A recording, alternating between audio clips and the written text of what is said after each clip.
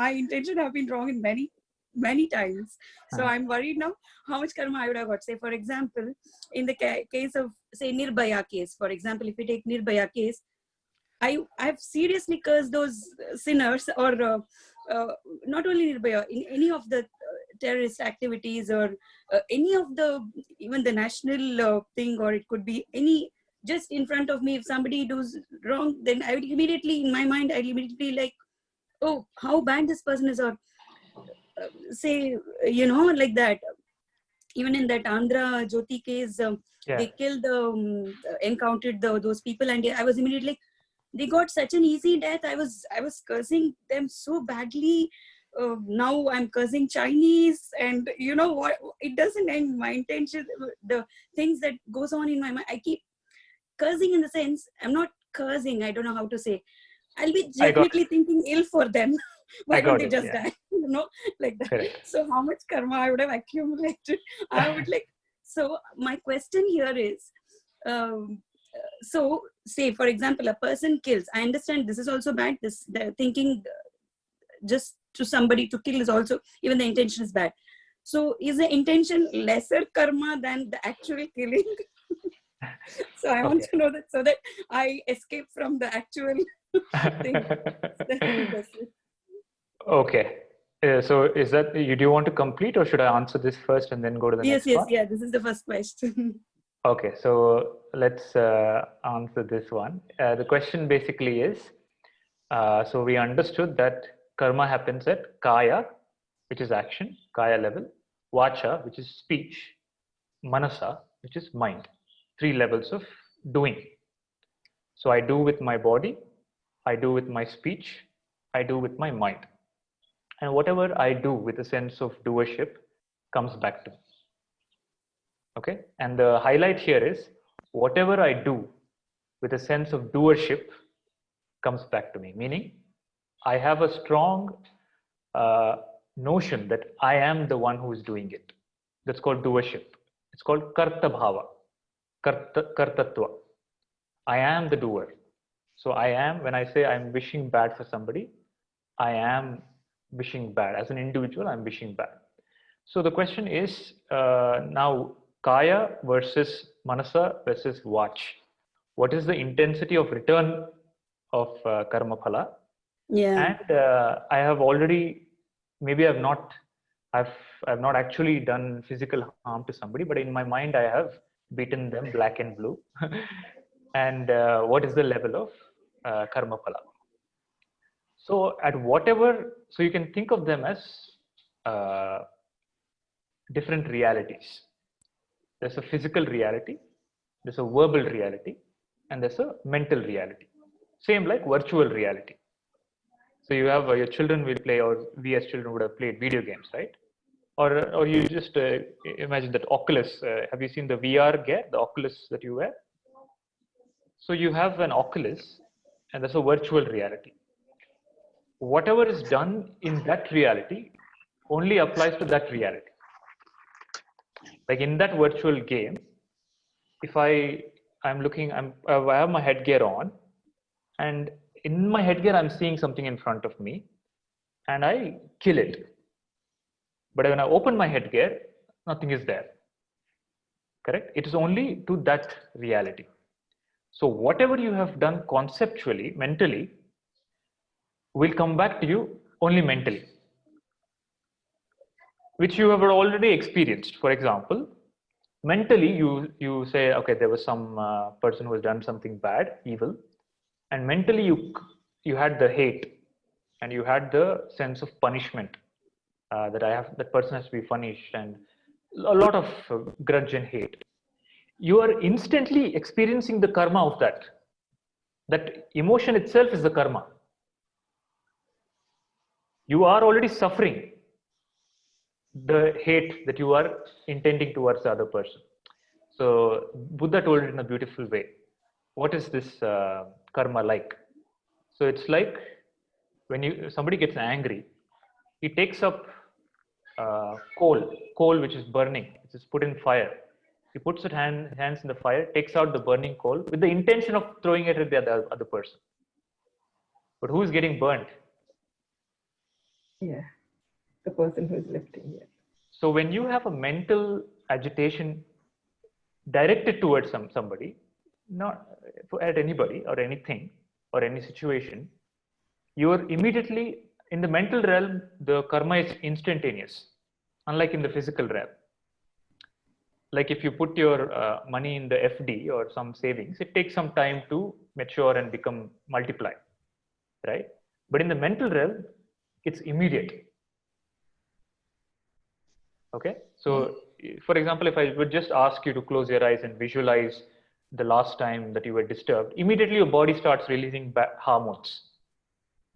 Okay, it's instantaneous. The result is instantaneous. So In fact, yeah. in fact, when I'm feeling bad about, sorry, those any of those sinners or something like that, I'm actually feeling confident that they're getting punishment. I'm not going through any difficulty. I'm not going through anything mentally. If somebody else also, I get a companion to argue, then I'm even more happier to tell them all bad things. So I'm not actually going through any bad things, right? Mentally also. So the mental agitation happens. So mental is conscious and unconscious. What you're talking about is what you are aware consciously. See, any agitation that you get, for example, you said, I saw this news about probably some Delhi case. Immediately there was an agitation. And from that agitation came what you curse is the reaction, the action that you take. But that's a reaction. Okay, that agitation has come because of some previous mental buildup. Do you understand how it works?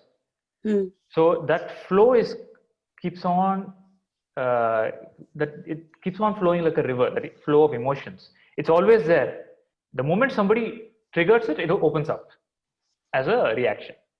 So you might tell I'm confident and I am peaceful, I'm positive. It just takes a little pinch from life, from any corner, to open up the real emotion.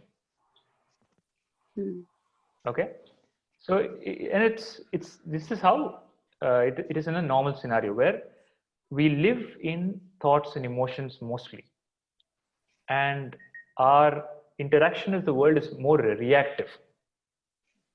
So here you need to understand the difference between reaction and action. Reaction is karma, action is not karma. For example, somebody hit you, immediately hit back the person is reaction. There's no thinking process. It's just a mechanical reaction. Okay? But somebody hit you, you're able to take a conscious action, what is appropriate for the situation, without feeling internal disturbance, is called action.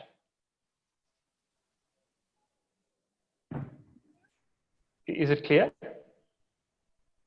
So in life, we experience and see unfairness. Life is fundamentally unfair.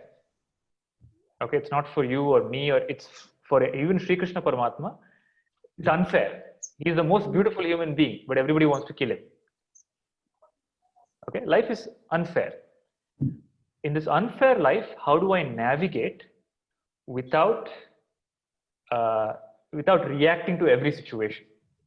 Is the question. So what you create mentally as a reaction hits back to you mentally only, and you will experience that throughout life as emotional disturbances,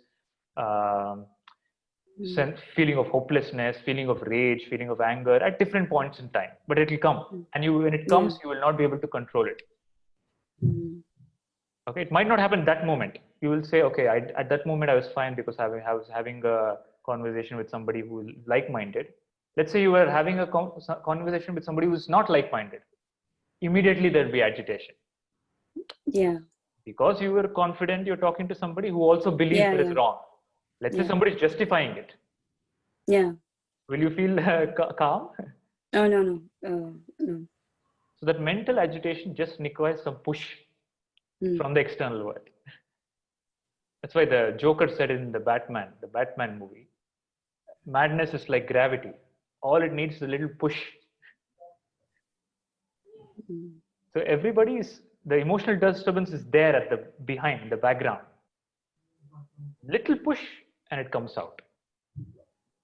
That is why you need to test the enlightenment or peace of the person in a difficult circumstance. Not in a peaceful, everybody is peaceful in the Himalayas. Your peace is real peace when you're peaceful in Delhi. Your peace is real peace when you're peaceful in Bangalore traffic. Okay, that is what spirit, and that is the beauty of Bhagavad Gita. Krishna is peaceful in the battlefield. So if you're able to be peaceful in the battlefield, among battle, then your peace is real. And that peace will come only when you cross over this mental, emotional disturbance layer. So whatever you do mentally comes back to you mentally. Whatever you do verbally comes back to you verbally. If you've uttered a harsh word that has created some, so see, karma is not like you told some abusive word to somebody. That is not karma. Because of you uttering those words, what feeling that person went through, no, that will come back to you. That feeling will come back to you. It might come back to you with a good word only, or a sarcastic word. You called somebody donkey, and that hurt somebody. You will experience the pain again, what they felt through some word. Maybe in an office environment, people will not call you abusive words, but they will tell some sentence that will create the same feeling that person had. That is karma. So you understand how it works? What you do mentally comes back to you mentally. What you do verbally, the effect that it creates comes back to you. And what you do physically, the effect that it creates comes back to you. This is called the cycle of karma. And this is infinite. How much is it there? How much of this have I accumulated? It's infinite. But is there a way out of it? Yes. What is the way out? Atma Jnana. Mukti. So, Nahi gnanena sadrisham pavitram yena mudyate. Nahi gnanena sadrisham pavitram yena mudyate. Krishna tells, Gnana purifies you of all karmas. So have you heard of this Ganga Snan? They say that if you take a dip in Ganga, all your sins are burnt out. yes. Correct? So Ganga means not the physical Ganga. Of course, the physical Ganga is very pure and auspicious. Ganga means Gnana Ganga. Ganga comes from the head of Shiva. Okay. Shiva is enlightened master, Sadguru. The words that come out of the teacher's mouth, the master's mouth, will purify you, will burn all your karma. That is the Ganga. That is Ganga Snan. Ganga Snan doesn't mean physical Snan. So that's why Sri Ramakrishna Paramahamsa used to say, somebody told him that I went to Ganga and I had a bath and all my sins burnt away. So Ramakrishna Paramahamsa laughed and he said, you know what happened? When you went to Ganga, there are so many trees there. All your papa, all your sins climbed to the tree and you entered the Ganga sin-free. The moment you came back, again all the sins came back and climbed on you with their relatives and friends. So in the olden days, why they used to say Ganga purifies is, Ganga is called Tirtha Kshetra. Beside the Ganga, so the civilization was near the river. All the cities were near the water body, near the river. And near the river is where the gurus and yogis and avadutas used to stay. So Ganga Snana doesn't purify. The one who is there teaching the Gnana Ganga is one that purifies. Do you understand? So the way out is Atma Gnana. Gnana will purify all karma. It just burns out. So does this answer the first question? Yes, perfect. Perfect. Is it okay if I ask another second one? One Yeah, second. Krishna Anybody ji, has a doubt on the same question related? Krishnaji, Pradeep here. Can you hear me? Yeah, I can hear you. Tell me. Yeah, on the same line, what I felt whenever I get this bad thinking and bad like kind of agitation, finally I'll regret saying like thinking that I wasted a lot of time involved in this kind of thinking, rather than I would have spent so much of time in doing some other work. So that is the one feeling that I will get. So maybe that the same karma that you are talking about, because I I always feel I wasted 1 hour thinking about this. Anyhow, I cannot do anything. Maybe See that. if I get any chance, I can work better and help somebody. See, in retrospect, after the reactions happened, the intellect comes back. See, what we're saying in retrospect, the reaction has already happened from the body mind. And after that has happened, you say, it's similar to anything. The reaction of anger comes. In retrospect, everybody will say, I should not have done that. Right? So here we're talking about not retrospect. Retrospect only brings guilt and shame and other things, where you say, I should not have done that. I should not have spoken like that. I could have just walked away, or I could have done something else. All that is in retrospect. When it is happening, it overpowers you. So I'm talking about But what I mean, when it happens, I would not concentrate on the things that I'm supposed to do. Right. So that will take away our time. That's what we lose, right, at that moment. So that's what I'm thinking, whether that is the instantaneous reaction from the karma. Correct. So if you think something and you will get out of focus and divert it to some other topic, and you will not be able to be in present and concentrate on your current thing, present thing. You will lose the present. Absolutely. So that's how Gnana works. So that's exactly how Gnana works. How Gnana works is, how Gnana burns karma is, the reaction will arise in you. Let's say the next time you hear some news, somebody did something to somebody horrible, something horrible, the immediate reaction flares in. Then you're able to not react and act. You're able to see through. You're able to see, okay, because now you understand how the life works. You're able to see, okay, I am not able to, with my anger or my commenting or my discussion, is it genuinely going to help anywhere? Do it. If not, let me work on something constructive. For example, what I'm doing right now, this process of teaching, is my contribution to end all those crimes in the future.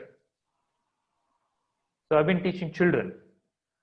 By involving in a positive activity, I am not creating that future. You understand? I'm just having a discussion with you. So maybe you carry some light. This light will prevent that darkness. So always focus on the light. What positive you can do, rather than how you can either be part of the problem or part of the solution.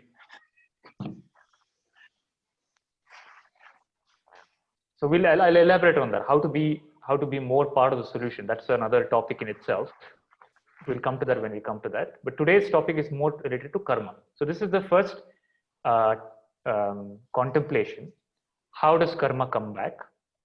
Karma is physical, mental, and verbal. And at whatever plane it's created, in whatever sand or earth it's sown, the fruit also you get only in that place. If you sow a mango tree in Bangalore, you will get the fruit also in Bangalore. You can't expect it in Dublin. Okay. Is this clear? Madam, I forgot your name. I know Prasadji's name. I don't know your name. I'm Pallavi. Pallavi. Is this clear? Yes, yeah, it's perfect. I got everything clear.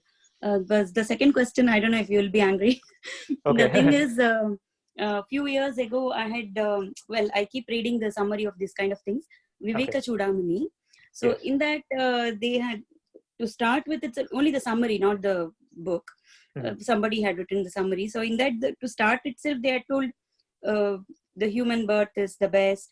And then be born in India, and then be born as a Brahmin, and be born as a male, to get the mukti. And when you were telling this in your last video, I was thinking immediately like, okay, this person is going to next say, you should be born as a male and then you get mukti. I was, I was immediately, I want to, I wanted to, if I would have been live that day, then I would have stopped you. Listen, this is discrimination. But Why I didn't should say I be male. born as a male to get mukti, all that. But luckily, Yeah. I mean, even if I would have been live on that day, you wouldn't have got any interruption from me because you didn't say that thing as it was told in Viveka Chudamani. You Lucky for me. So you did not say that. So yeah, good that you did not say. I would have been a bit let down to watch your videos maybe if you would have told that. Yeah. But good that you didn't say. I can happily continue that there is no discrimination.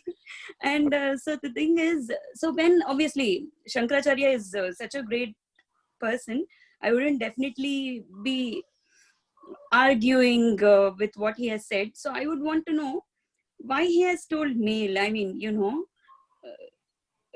I just wanted to know if is there a such that kind of thing also. Okay, I got the question. The question is, the scripture says you have to be born as a male.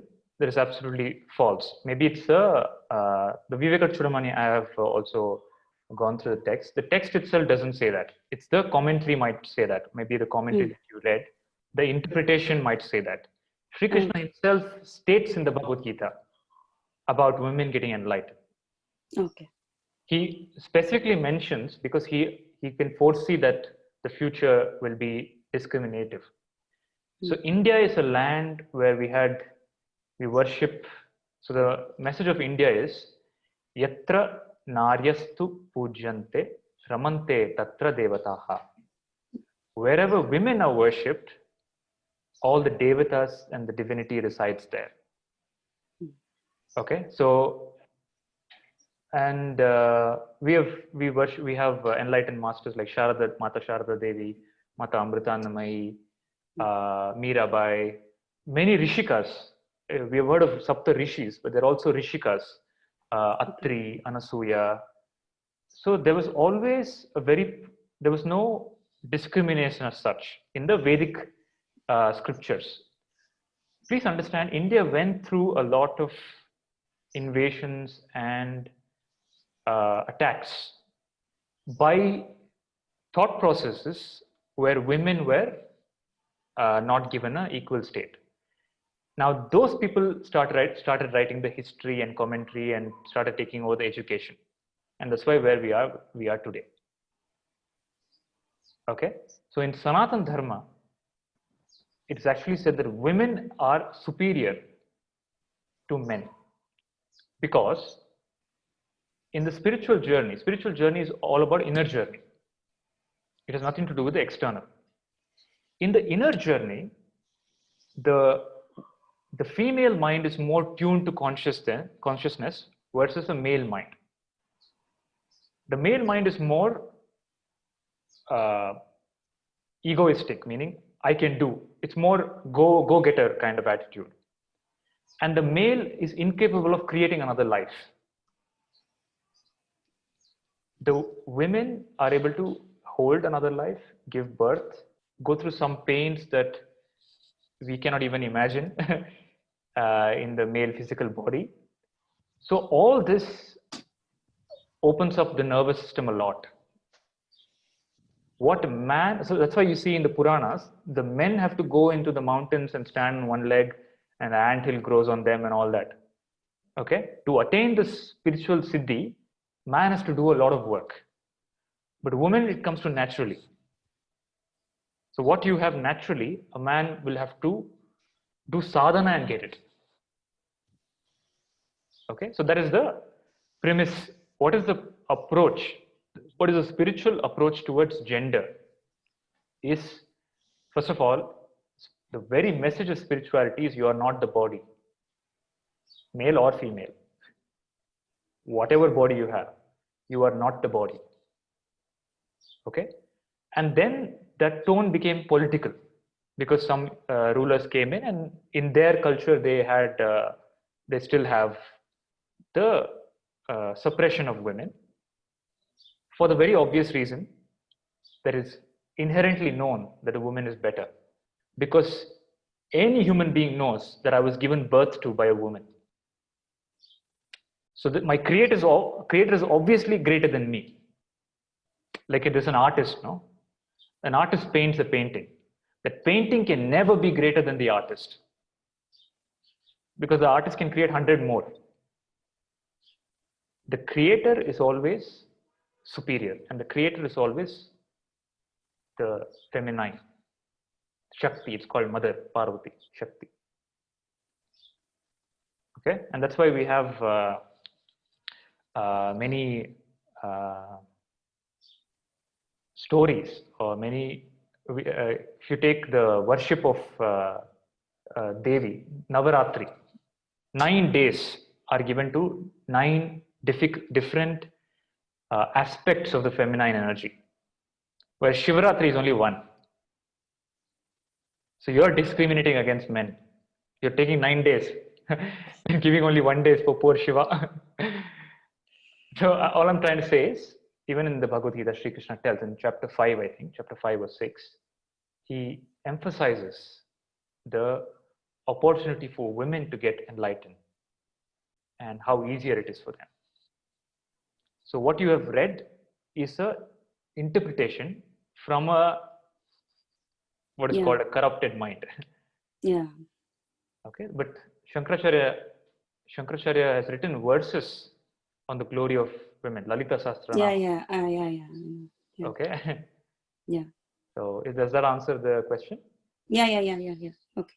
So this is a popular understanding. This is not you're saying it or anything. This is a very popular understanding in India, that so deeply brainwashed that women think that they have to be born as a man to get enlightened, which is absolutely false. And the corruption in the teaching is continuing. It's a political game.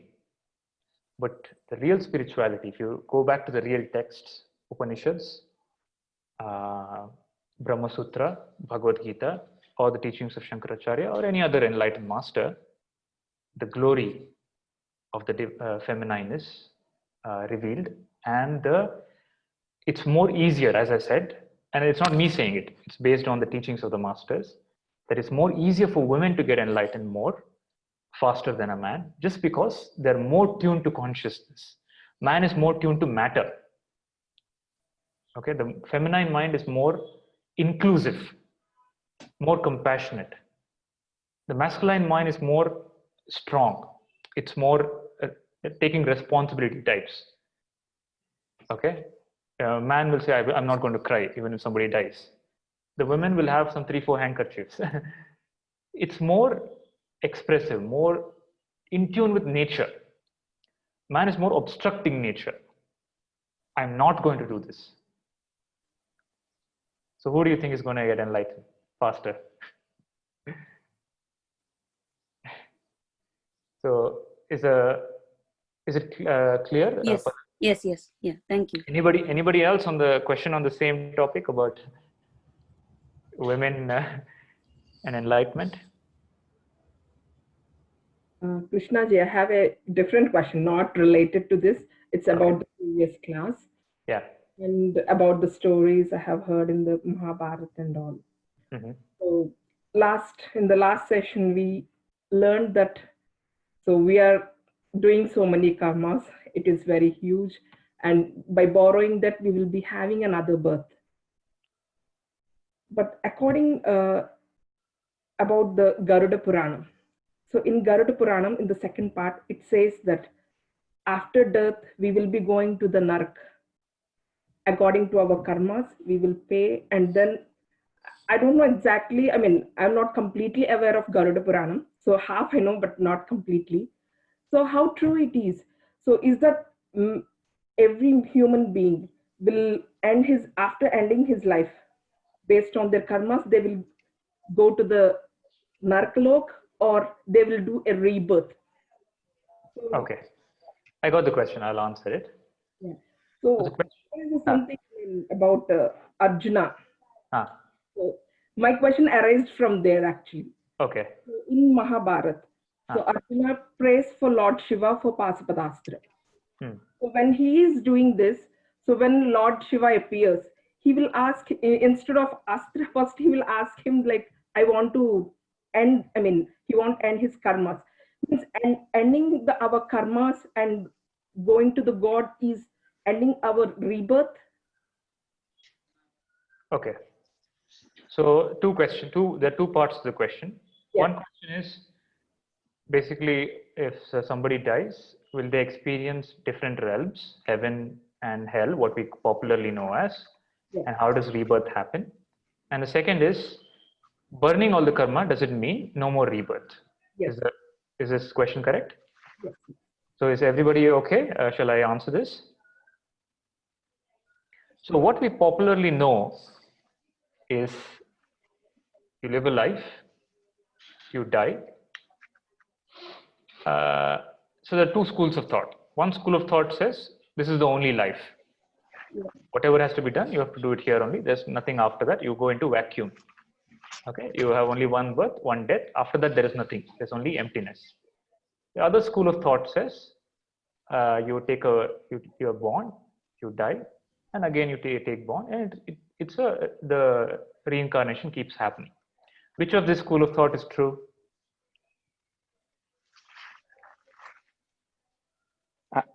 I think whatever happens, it happens in this particular life. That's what I believe. Okay. Whatever happens in this particular life. So there is no accountability. Is that what you're saying? So you can do whatever you want in this life and nothing. So let's say we have seen the big criminals and they all get away. They live a very good life and they die.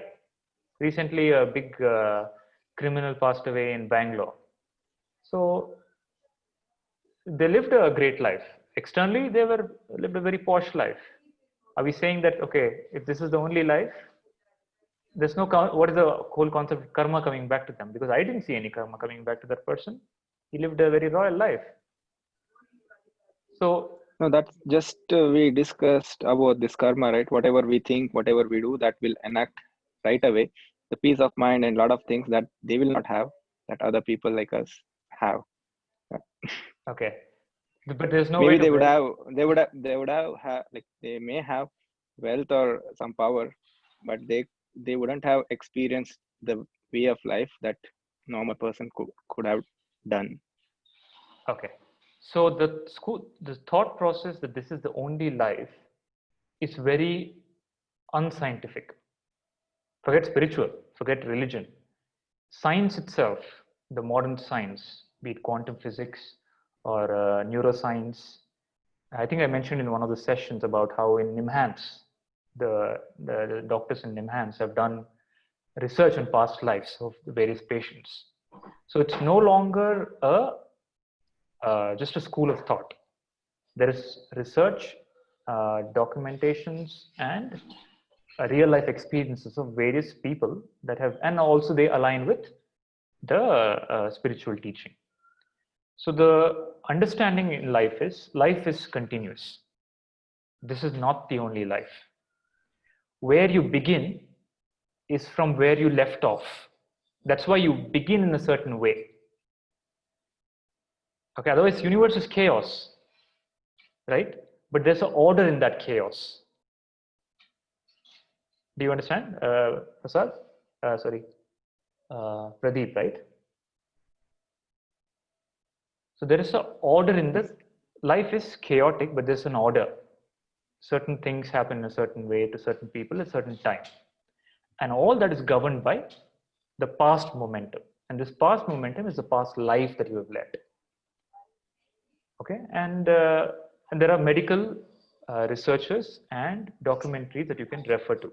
So there have been doctors who were able to, there's a case I personally know from one of my friend's friend. There was a child who was 3 years old and the mother was taking a walk. This happened in Pune. And they were just going back home and the child said, stop, 3-year-old child said, stop, mother. This is where I died. Okay, and the mother got shocked. Okay, maybe this child is watching too much TV. Then she avoided that street. Then in another other day, the child said, see there, that house is my house. My wife is there, and this is her name. And when they went and verified, it was so. It is the recollection of, and the wife said, this is where my husband had died at this point of time. So life is continuous. Birth, experience, death, again rebirth. So how this happens is basically like how you have dream. So you have a waking state now. This is waking. Then let's say you take a nap in the afternoon. You go into a, again the story doesn't stop there. It continues in a mental realm. You understand? Because there's a continuous projection happening. If the mind can't project in the waking, it will project in the dreaming. If it can't project in birth, it will project after death. So it's, as long as the projector is there, life keeps on getting projected. So this is the first understanding, that life is continuous. Birth, experience, death, rebirth. Until a point of time, you're able to stop the projector. And stopping the projector is called mukti. Okay? So now the first question that Meenakshi asked is about heaven and hell. So please understand, heaven, hell, or any realm that we speak about, even the reality that we are talking about right now, everything is mental. This is what I started the sessions with. Reality. If this reality you're seeing only is mental, what about heaven and hell? Atma Gnana, Krishna is saying what you're seeing right now is mental projection. Obviously, what you see in dream or after death is mental projection. And the quality of projection is based on the quality of life. Let's say somebody, an inner life, let's say somebody has lived a life of turmoil. What do you think they'll project after death?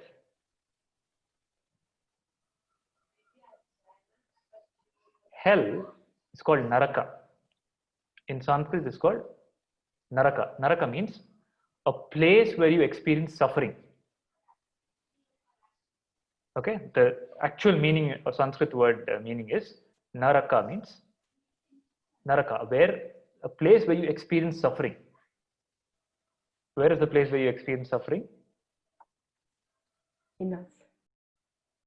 In your head. It's not a physical space. You can sit in Swarga and experience Naraka. So the mental, it's a mental, somebody can sit in Naraka and experience Swarga. So it's a mental experience. So what happens after death is, because of the doership, you know, maybe you would have gotten away with so many things, but you know that you have done something. And you inherently know whatever you have done has to come back to you. So this, the law of karma is, everybody knows it inherently. Whether they believe or not, inherently everybody knows I have done something wrong to somebody. It's only a matter of time before it comes back to me. Now, if it hasn't come back, that person projects it in the gap between that birth and the next birth.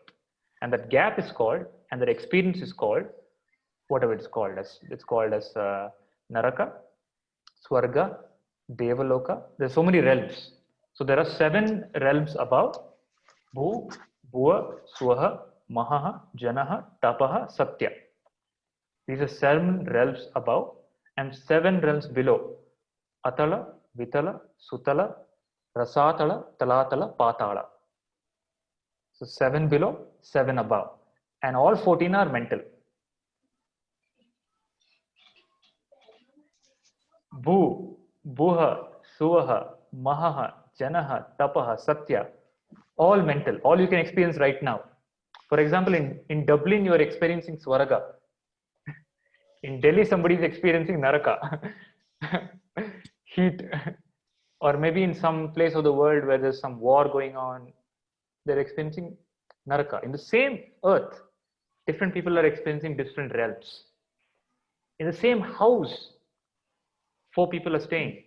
4 people are in different realms. Somebody is in Swarga, somebody is in Naraka, somebody is in Devaloka, somebody is in Satyaloka. It's all different based on your inner momentum. Okay, and what happens of death is what you have done throughout your life. Is this part clear? So heaven and hell is as real as your dream. Okay, it's as real as your, yeah. Krishnaji, I was saying in the same line because I heard that question, hell and heaven, right? So I thought everything is in the same life. So I think maybe I put it in the other, like, wrong way. Or No, it's no, I got it. It's in the same life and after also. So there is an after also. For example, everything the individual can't endure in the same life because the karma is so much. It needs a there may be rebirth, place. but hell and heaven experience will be part of this current, in the sense, same in the life itself. No, there'll be special places or special. No, it's not a physical special place. It's a mental special place. So what happens is, in the gap between taking of the next birth, the body, the mind has become detached from the body. Okay, the mind creates a realm and a body and experiences, just the way you do in your dream. In your dream, you create a realm, you create a body, and you create experiences. It is exclusive to the life, to the what we know as life of the body. So yes, it happens in this life also, it happens after life also.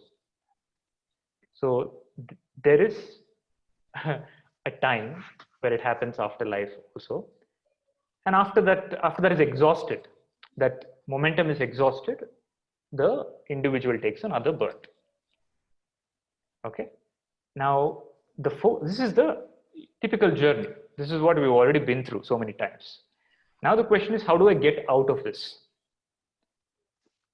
And you can get out of this, what is said in the reference that you gave of the story of Arjuna becoming free from karma. You can become free from karma and get mukti. It has to happen when you're alive.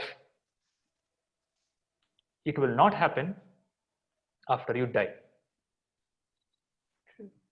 After you die, what will happen is another projection. You have to realize consciousness right here in Bhuloka and become free here, then all projection stops.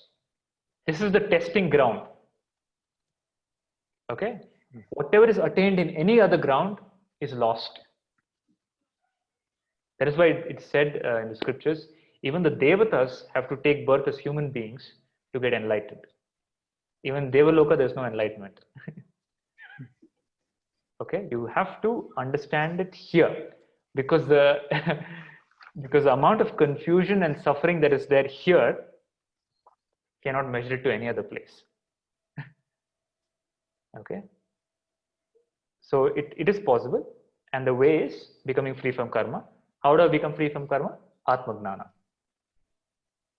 So today we'll talk about becoming free from karma. Any other questions, or should I take up this?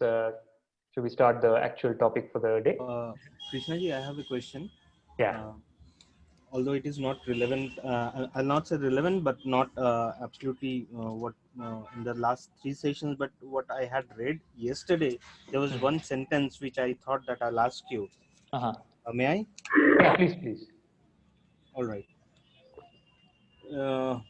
So as I told you, like I was reading Gita, and it was in the 4th chapter, that is Karma Yoga. There was one shloka, and when there was this explanation, there's one sentence which I wanted to get some clarification.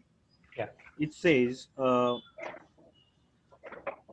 nonetheless, the Krishna consciousness is so powerful that even a late beginner can become a lover of God by following the regulative principles of devotional service. So, from any stage of life or from the time of understanding its urgency, one can begin regulating the senses in Krishna consciousness, devotional service of Lord, and turn the lust into love of Godhead, the highest perfectional stage of human life. Now, there's another sentence which says, Let me check where it is. So you can just tell me the shloka number. Okay. Shloka, it says text 41 in the Karma Yoga. Karma Yoga. Okay, I'll one try second. to read it. Tatmatva mean Nindranayando Niyamya Bharatarshabha Papamanang Prajahi Yehena Jnana Vijnana Nashanam. Okay, so one second. What you are saying, what you just said, the shloka, is what is the part of the topic that I was supposed to discuss today. Oh, okay. Okay, so what is the shloka number again? Sorry, 41, text 41. 41. It is written, yeah.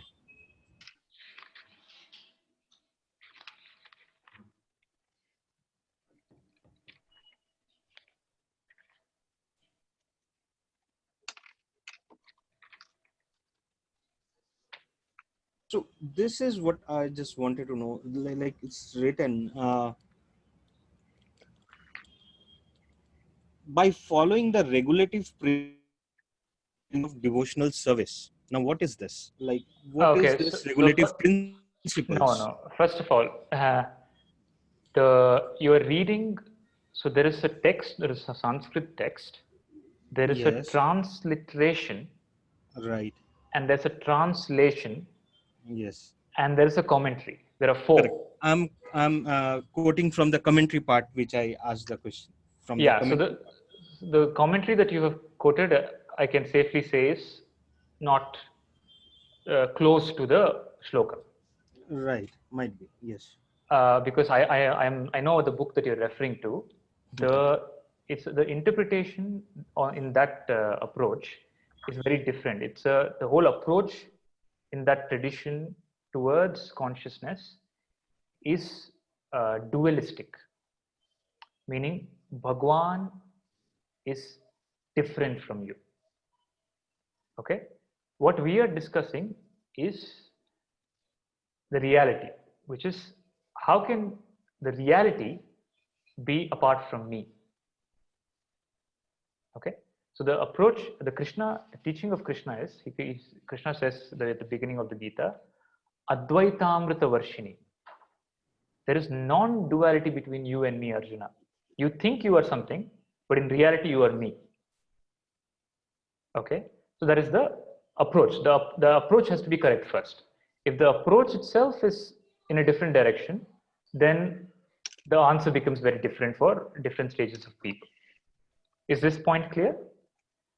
Yes. Now the second thing that Krishna is telling in this shloka, mastering of the senses, you will destroy them, and the destroyer is gnana. And when this gnana destroys your karma, you become realized. Right. The So translation says this. Yes. yeah. So I will take up this shloka, which I already planned anyway. This was the intention of the class. So in the last session, we understood about karma. This shloka comes from the Karma Yoga.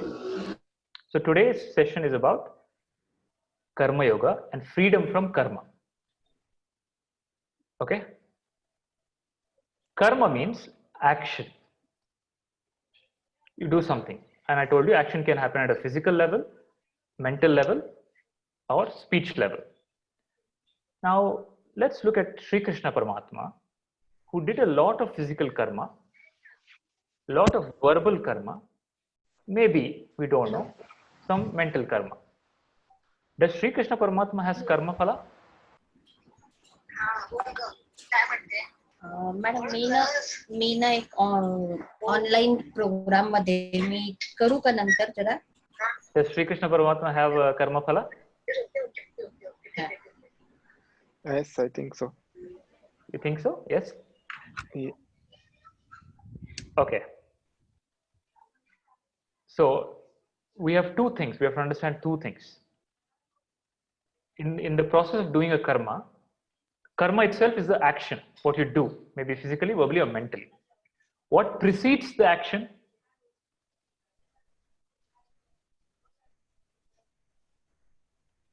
What is preceding the action? The intention of doing the action. The intention. That intention is also action. What precedes the intention?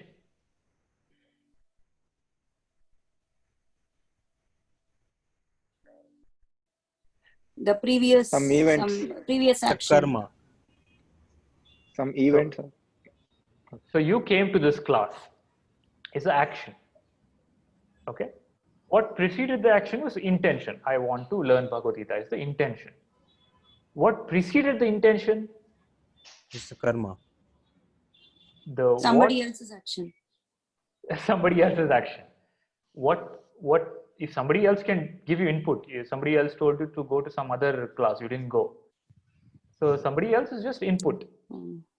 What precedes the intention is the cumulated impression, the karmic force. If you have a predisposition of Bhagavad Gita, you will attend Bhagavad Gita class. It was already there. There was some predisposition. The predisposition is called as vasana, impression. For example, there's a piece of paper. There is no impression on it right now. It's clear. I fold it like this once. Some impression came. I fold it again. Another impression. I fold it again. So repeatedly when I do something, it creates a force of impression. That force of impression is called vasana. Okay. So vasana creates thought. Thought creates action. Action adds back to vasana. So first day, let's say first day around 20 years ago, you had the first sip of coffee. Your mind was pure. The first sip of coffee, aha, filter coffee. Second day you had aha, filter coffee. Third day you had aha, filter coffee. It became a habit. Okay. So vasana, first time it was one imprint. Then the vasana was fed in. Now the vasana will spontaneously create thoughts, coffee thought 10 times a day. So I want to have coffee. Your wife is like, just now 5 minutes ago you had coffee. Again I want to have coffee. So that vasana keeps creating thoughts for action. Okay, but the body cannot keep up with that. Imagine if you have coffee every hour or every half an hour. That's what happens. The body is indriya, senses. The senses get bombarded because of your vasanas and because of the repeated habit patterns that you have formed. Now, how do I become free from these habit patterns, these vasanas? Did you all get the problem? So, thought, action, impression. Impression creates thought, action, impression. And after some time, the force of impression becomes so much that you cannot not do the action. It will force you to do the action. So this forcing you to do the action makes you a slave of the senses. You are a slave of your tongue. You are a slave of your eyes. Binge watching. What does binge watching mean? Binge watching means I'm a slave of my eyes. I want to keep watching. A craving is there. Constantly I want to watch something. Binge watching. Constantly I want to eat. Just now you ate, again you want to eat. The body is not craving, please understand. The body is not hungry. Okay? The sense organ is creating the craving because of the force momentum. So you are a slave. The eyes show you less and make you blind more. We think that eyes make us see. It actually blinds you more. Your eyes, when they start commanding, you start seeing For example, we took the case of men and women. So people who are more prejudiced towards one gender, their eyes are blinded. They might see the other gender, but they're blind. Okay? The eyes blind you more than make you see. That's why enlightenment is called seeing things as they are. Right now, do you see things as they are? No.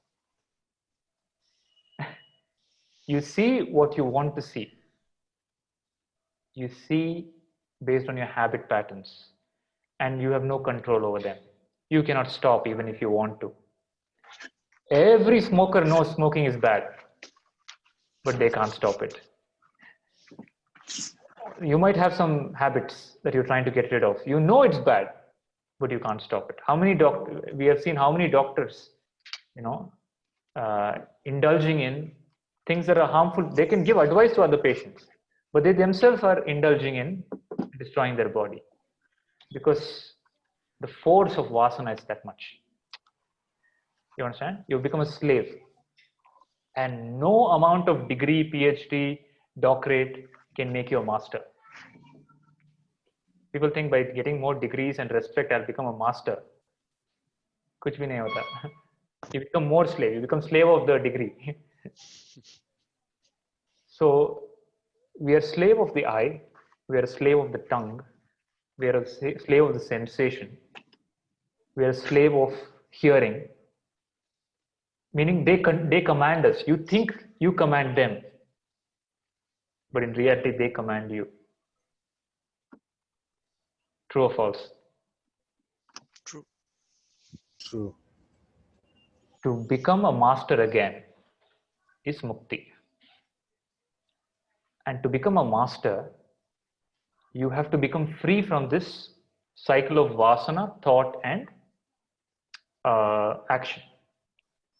There is something that precedes all these three, that is behind all these three, and that is called identity. The doer.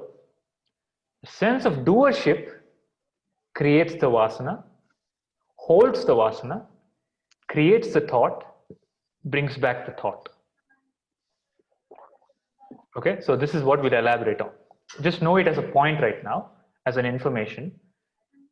Identity, that I am the doer, creates vasana, thought, action. And all this vasana, thought, and action, I'll put it in one basket as karma. The karta creates karma. If you destroy the karta, what happens to the karma?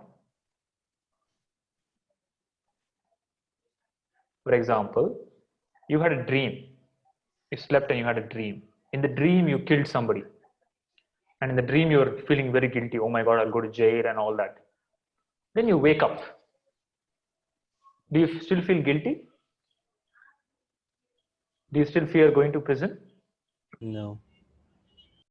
Because the karta himself is gone. The karma is still there in memory. You still have a memory that I did it. But the karta, one who did it, is not there. The dream character is gone. Now it's a waking character. And the waking character is different from the dream character. The waking character was here in the physical geography. The dream character, I don't know where he was. Now he's gone. Do you understand? Karta, destruction of karta or illumination on the karta removes the karma. So Sri Krishna Paramatma has no karta bhava. He doesn't think that I am doing anything. So let us look at this. So we are now talking about doership and ownership. Okay, doership and ownership. Is this clear? Shall we go ahead? Any doubts so far? Okay. Prasad, so you're saying something? I can't hear you. No. The little one was asking something. So it's just... Okay. Okay. Everybody else is here. Jyotiji and Mohan. Who is in Vivo 1851? Yeah, Supriya here. Okay, Supriya ji, okay. Great. So let us now talk about Yeah. Kartatva. So the shloka in the Bhagavad Gita, which precedes the shloka that Biplavji just discussed, is in third chapter again. Prakrite kriyamanani gunai karmani sarvashah ahankara vimudhatma kartaham iti manyate. This is the reference shloka. And in this shloka, Sri Krishna talks about, and after this shloka is what Biplabji you mentioned the shloka comes in. So I'll connect those two as well. Sri Krishna tells, you don't do anything. Do you do anything? So can anybody tell me what you did from the time you woke up till now? Any volunteers?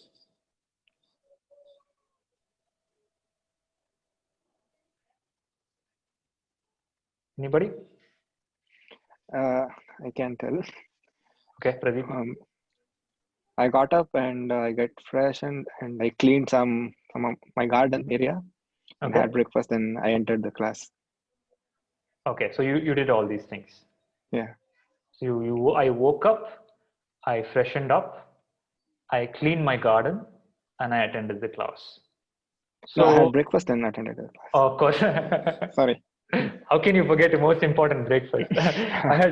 I had breakfast and I attended the class. Did you also have tea or coffee? Pradeep? No tea, no coffee. I just drank Horlicks. Okay, I don't you drink had tea or coffee. Yeah. you had Horlicks. Okay, Yeah. who made the Horlicks? My wife. Your wife made the Horlicks. Okay, do you know how to make Horlicks?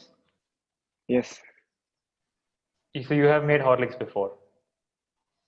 Regularly I'll make it, but today is a weekend, right? So she made it for me. Okay, no, I'm just just not a gender discrimination. I'm just asking No. if you know how to make Horlicks. So can you please Yes. describe the process of making Horlicks? Yeah. Take milk in a cup, how much ever you want, and you can add Horlicks powder.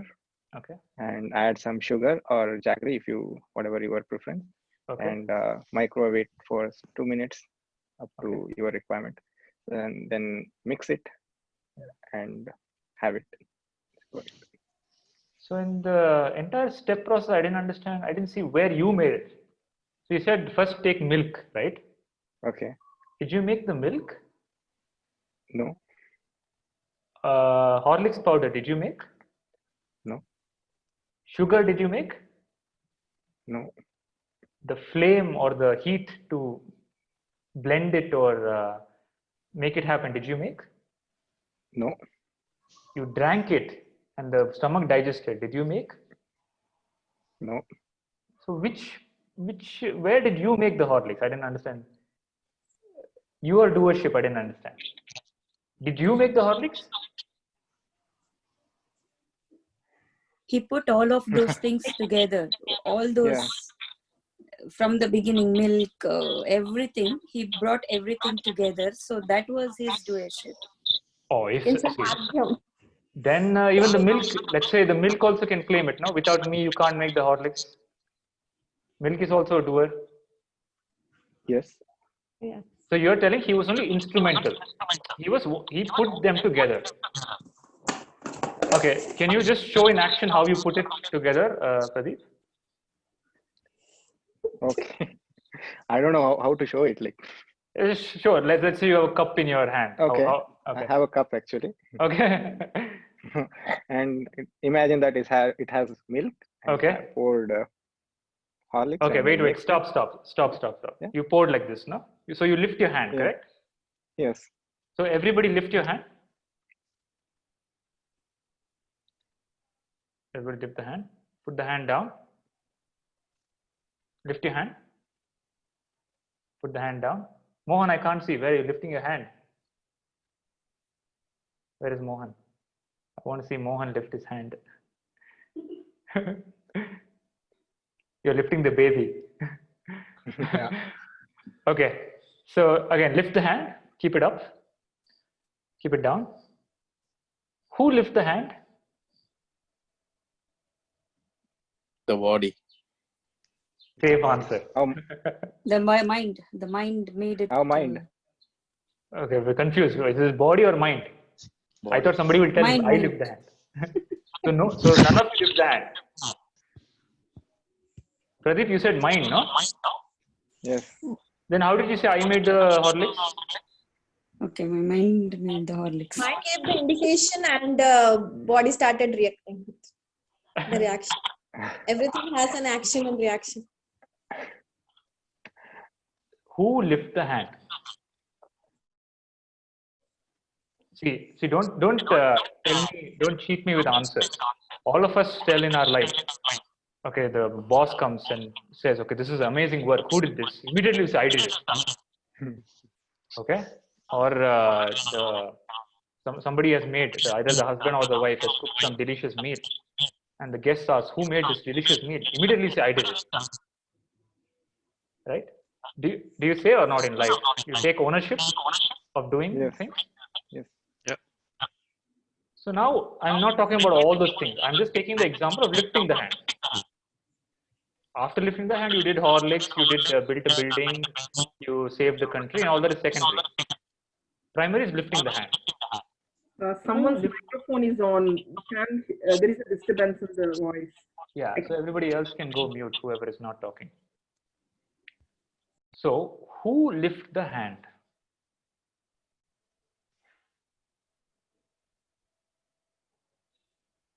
Who made the coffee? Who? Our mind. Mind. Okay. So this is karma. We have a sense of doership. Okay. So we feel we do something. So when we experience guilt or shame or regret, it's nothing but doership. I did something. The reality is you cannot and you do not have the power to do anything. Have you done anything in your life? विप्लव जी कुछ किया जिंदगी में? अरे मैंने काम किया और बड़ा मकान बनाया, बच्चे बनाए, पर आपने कुछ किया? एक्सपीरियंस गेन किया हमने. एक्सपीरियंस गेन किया, आपने एक्सपीरियंस गेन किया, वो भी आपने किया? If anybody has done anything in your life, please just raise your hand. I just have some questions for you.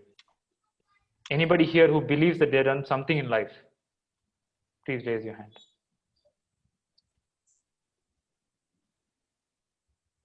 Nobody's done anything.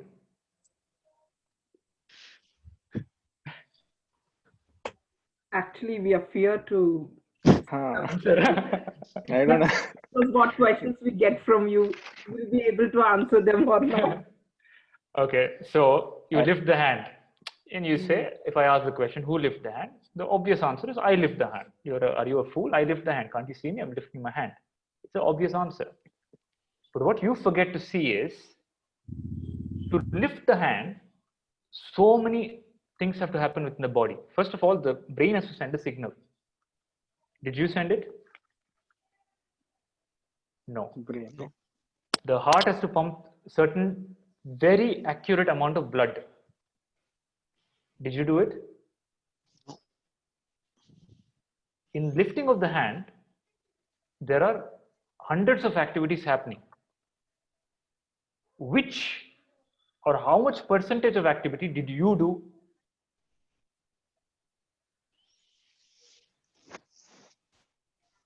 I just decided. I think we have already discussed about, we are not the body and the mind. When I say I'm not the body and the mind and the thoughts. So I think from that perspective, I think we have not done anything.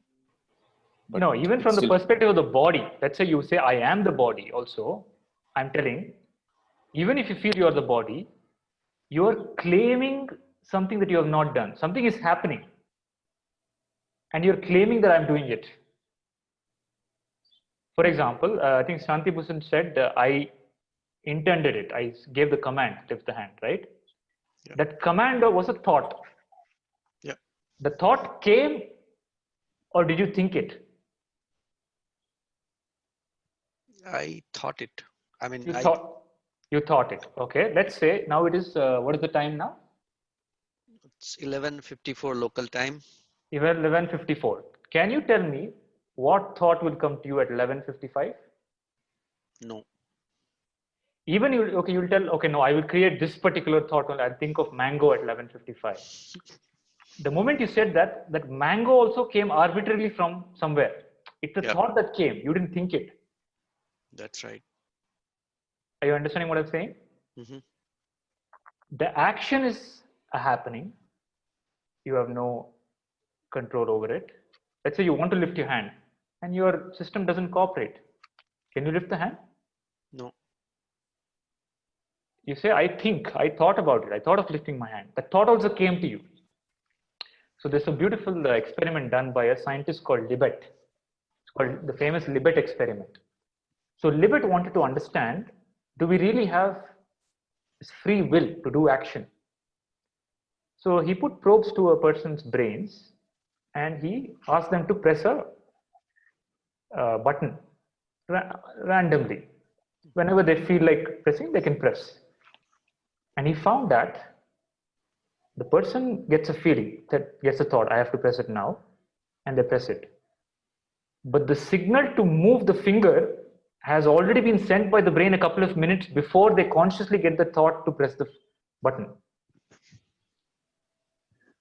Before you think about making Horlicks, nature has already triggered all that is required to make the Horlicks happen. Before you go through any experience in life, nature has already triggered so many connected, involved parties to take their positions and do their roles. What we do is only take ownership after the action has happened.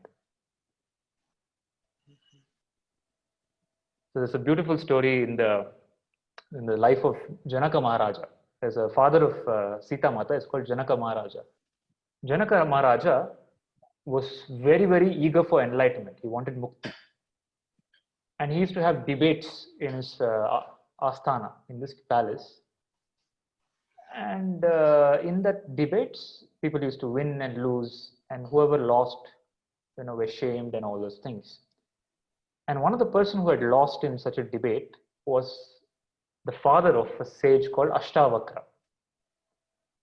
The saint is an enlightened sage who is enlightened from birth. And he's Ashtavakra, his body is handicapped. 8 forms of deformation he has.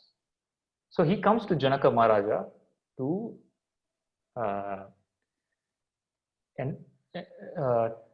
discussed with him about the foolishness that he's involved in this all discussions. When he walks in, everybody starts laughing because he's deformed.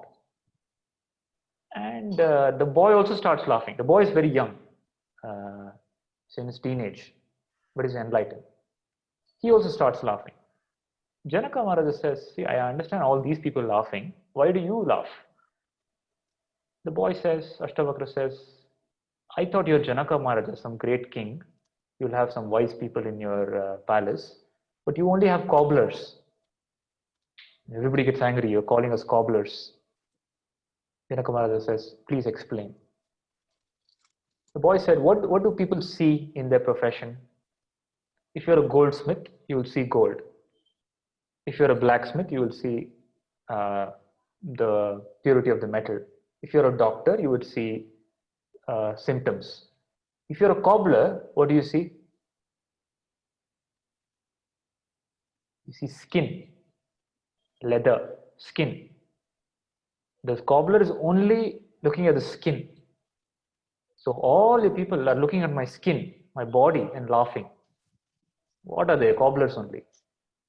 And Janaka Maharaja understands that this person is enlightened. So he says, please give me enlightenment.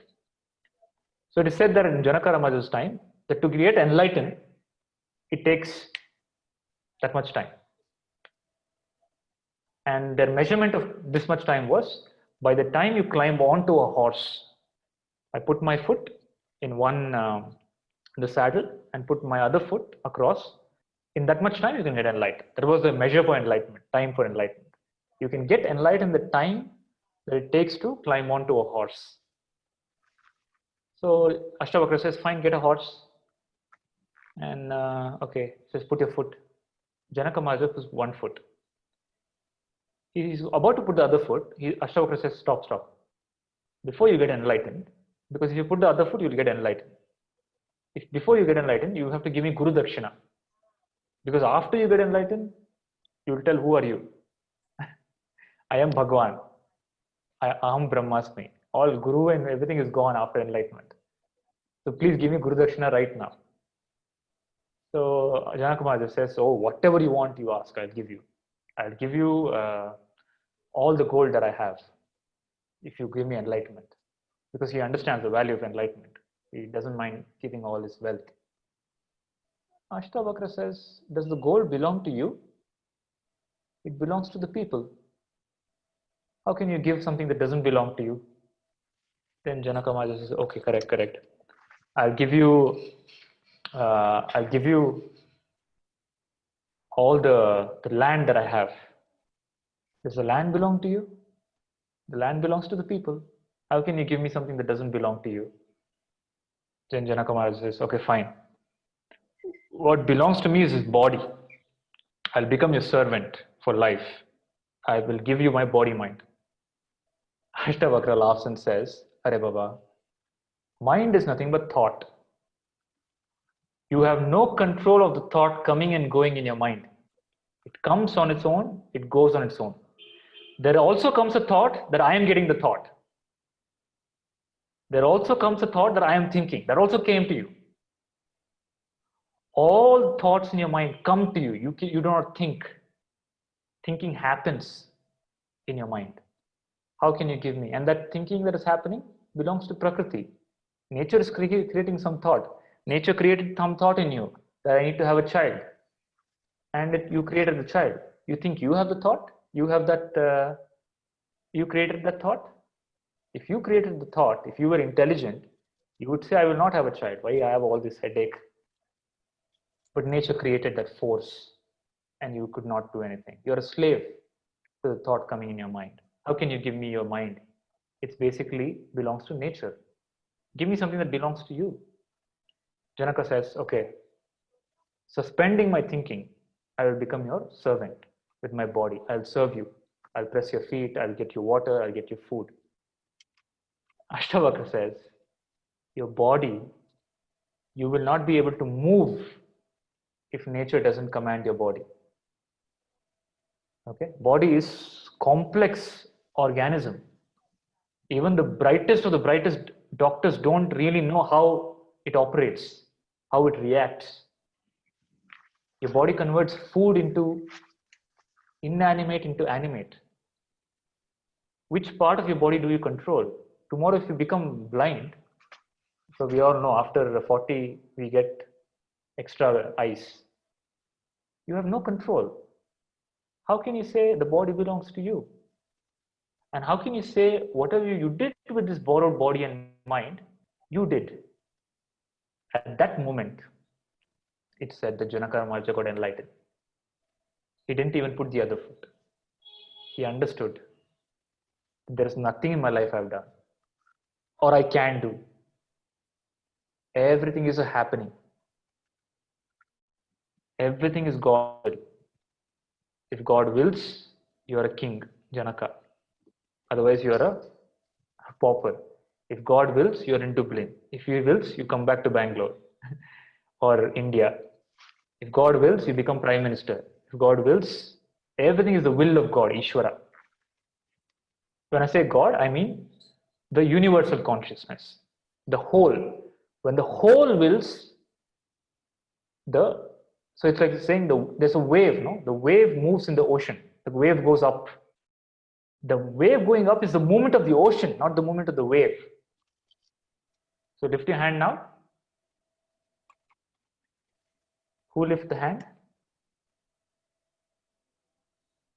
Universal consciousness. God.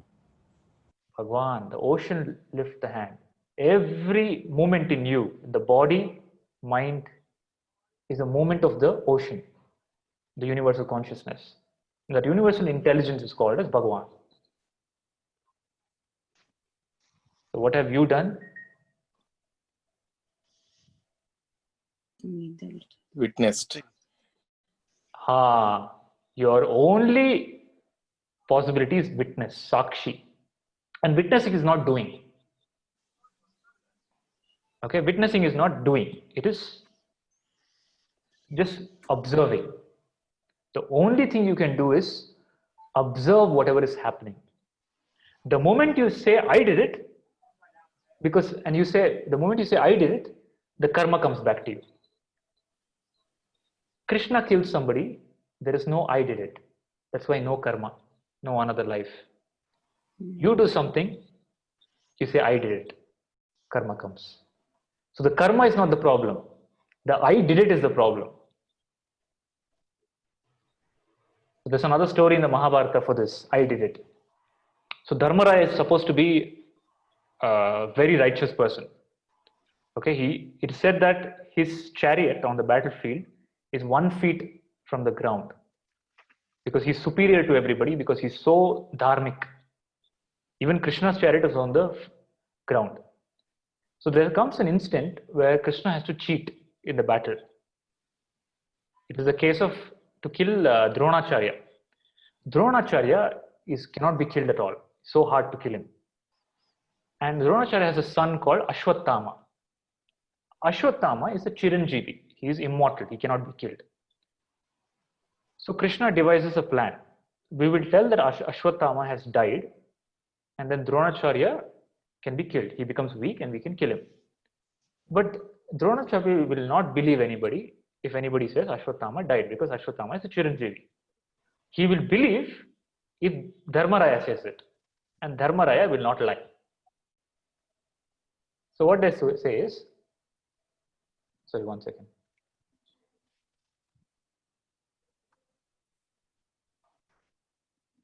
Jyoti ji, right? Jyoti ji has typed a question. I lift my hand on your order. How can you say God? It is God's order. Jyoti ji, are you here? Jyoti ji? I think you're on mute. You can take off the mute.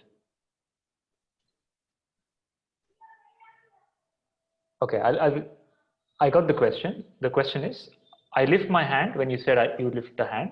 How can you say it's God did it? I'll come back to that. Let me just complete the story. So Dharmaraya has to say Ashwatthama died. Dharmaraya will not lie in his life. So Krishna tells, okay, you tell there's a elephant called Ashwatthama. So he asks Bhima, kill that elephant. So they kill the elephant.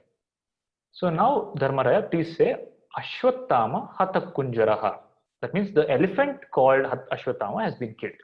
Can you say that? Dharma says, okay, I don't see any cunningness in that. I'll do that. So he says Ashwatthama Hatakunjaraha.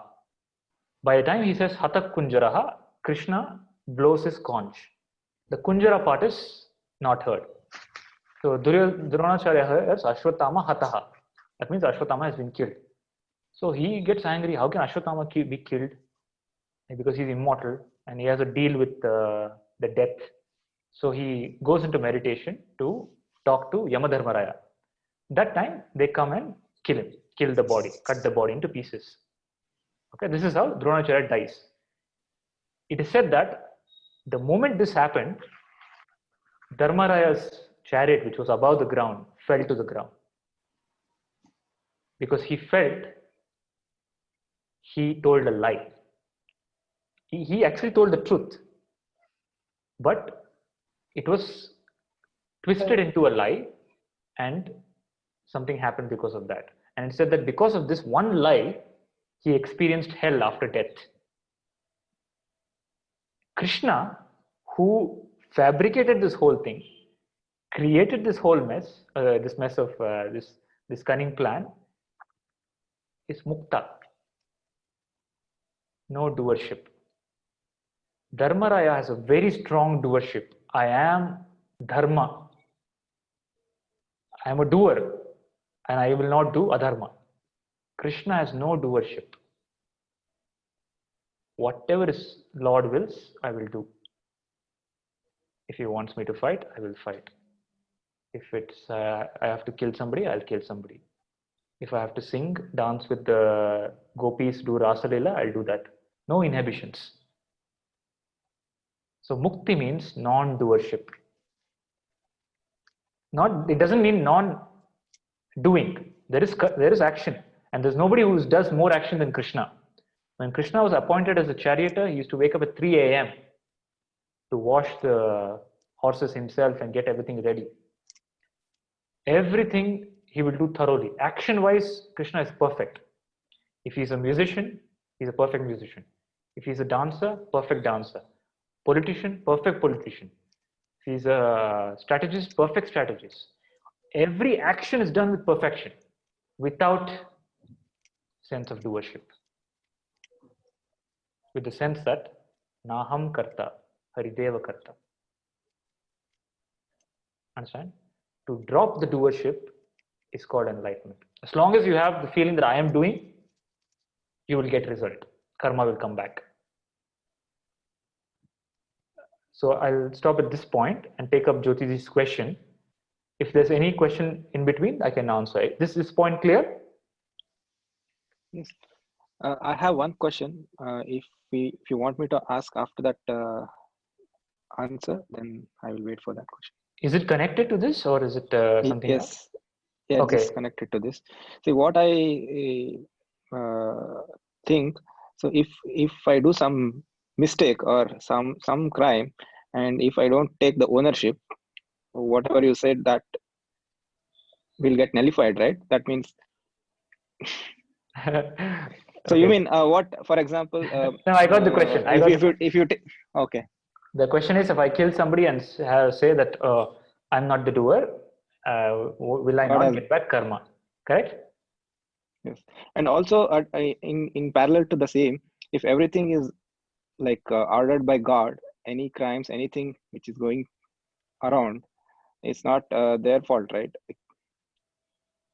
Okay. So it's all connected. It's all even. I think answering Jyotiji's question will answer your question also, because it's the same stream of thought.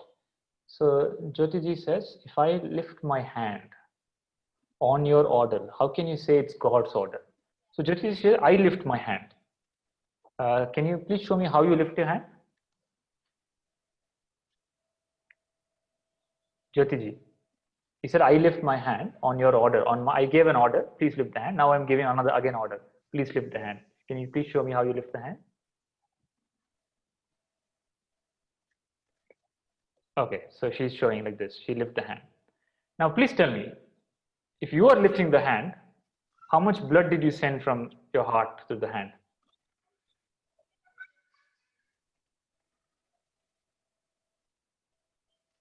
See, ownership basically means, if I say I am the owner of this phone, what does it mean? I have complete control over it.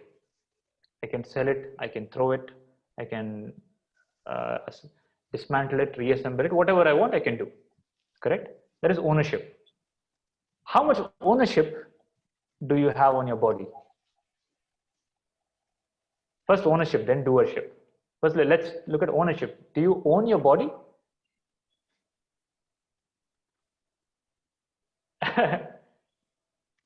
So you say, I can do whatever I want. I own my body. I can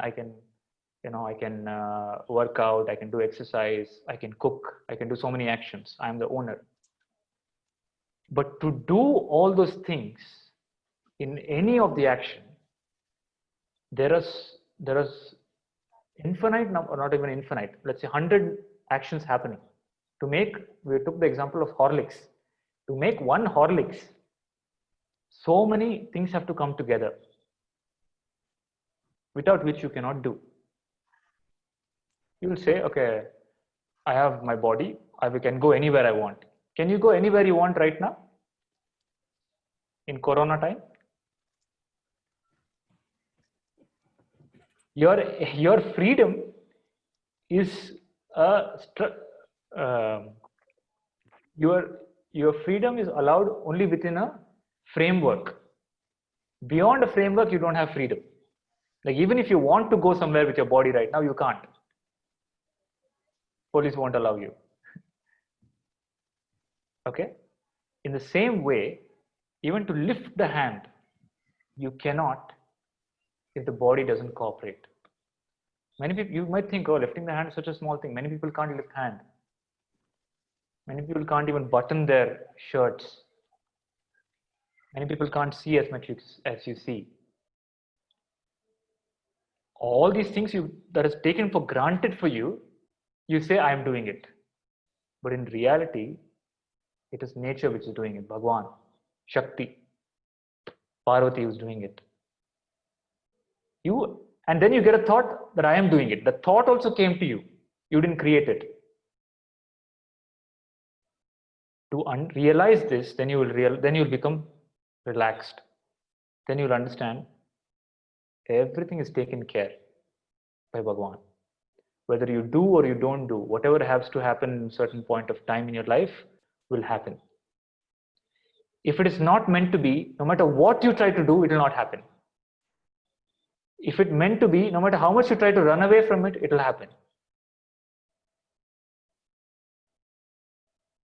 You understand? And we say, I am the doer. I made children and I own the children. Right? Did you make the children or do you own the children? You can't even lift the hand. That's why it said, without the will of Bhagwan, not even a blade of grass will move. So is this point clear, everybody? Jyotiji, is this clear? Who lifts the hand? Every action is done by the whole. You are just a receiving device.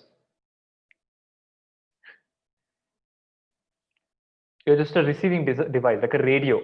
Radio is not creating the music. Music hawa mein hai. Radio is capturing it and giving it back. If the radio kharab ho gaya, kuch bhi nahi hota. So, Tanvi, have you done anything in your life? Can't hear you. Am I audible now? Yeah, audible. Yeah, not at all. कुछ किया engineering किया है आपने? नहीं, बिल्कुल नहीं. खाना खाया? सुबह खाना खाया? Yeah, breakfast.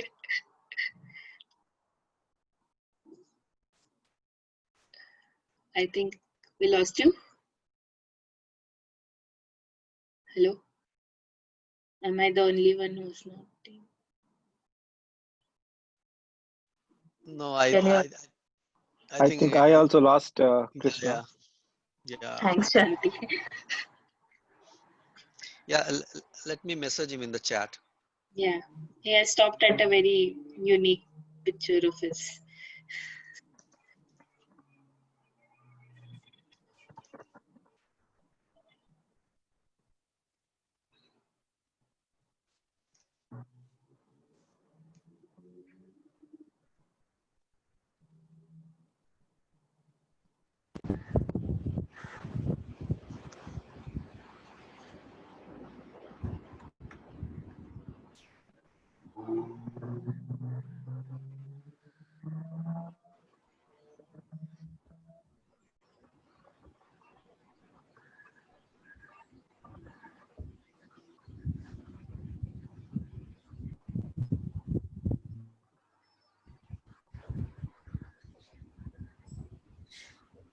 Yeah, are you able to see me and hear me? Yeah, we can. Yeah, we can see you and hear you now. So, see, if you have not done anything, who is the karma for? So I just told you, you're not the doer. If you're not the doer, who is the karma for? It is for the consciousness, I think. Consciousness is non-doer. I think the feeling that I've done is what is bringing the karma. That feeling is doership. So with this gnana, you evaluate the feeling. How can I feel I am the doer? If I really want to do something, so many things have to happen. See, in your life, look at your own life. To do anything significant, you need cooperation, collaboration. I want to get married. Can you get married without collaboration, cooperation? Somebody else also wants to marry you, right? So anything significant in life, even insignificant, chai banani hai, coffee banani hai, you need, the milk has to support, the milkman has to deliver. If there is corona and no milk, no coffee, black tea, black coffee. If there is corona and no heat, no electricity, no gas, no hot coffee, no black tea. If there is no corona and no supplies, no tea, just water. So we take a lot of things for granted in life, just because it's happening. Okay, and life has a way of showing things that slow down. It's not you who is doing it. And we feel, oh my God, we have to do so many things. We're responsible for so many things. कुछ भी नहीं है. सब responsibility उसका है. There's a beautiful samurai story. You know samurais? Samurais are those Japanese warriors. So there's a samurai and his wife who are traveling in a boat, and they're stuck in a storm. Suddenly there's a storm in the ocean, in the sea. And the samurai is just very tranquil, quiet. He's putting the water out of the boat. He's not at all shaken. And the wife is completely shaken. She asks him, how can you be so peaceful? Aren't you afraid we'll die? So he immediately draws his sword. He draws his katana. He keeps it on the wife's neck. And the wife starts laughing. Okay, the wife starts laughing. What are you doing? He says, aren't you afraid that I'll kill you? She said, why would I be afraid? The sword is in your hand. If it was in somebody else's hand, I'd be afraid. But the sword is in your hand. Why should I be afraid? So he immediately keeps the sword back and he says, why should I be afraid? The storm is in his hands. You're not afraid because the sword is in my hand. I am not afraid because the storm is in his hands. If he wants us to die, we'll die. If we have to die, no matter what we do, we will not live. If we have to live, no matter what the storm, we will not die. So why worry? So this knowledge liberates you. You're trying to control life in a certain way. Things have to be like this. It's impossible. Everybody has their own paths and journeys. Everybody is designed for something. Whatever Lord wills through that body mind, it will happen. Is it clear? So who is the doer?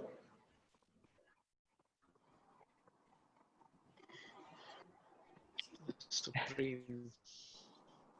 So let's say when I say something, you get the thought, you get some question. You feel you are getting the question, but the question came to you. You understand? You didn't create the question. The question just popped up in your head and you spoke it out. And you said, oh, I have a question. You do not have a question. The question came to you. You understand? The thought came to you. If the thought didn't come, the action wouldn't happen. Thoughts come to you. Actions happen through your body. Nothing you're doing. You only have a feeling that you're doing. And that feeling also is coming to you.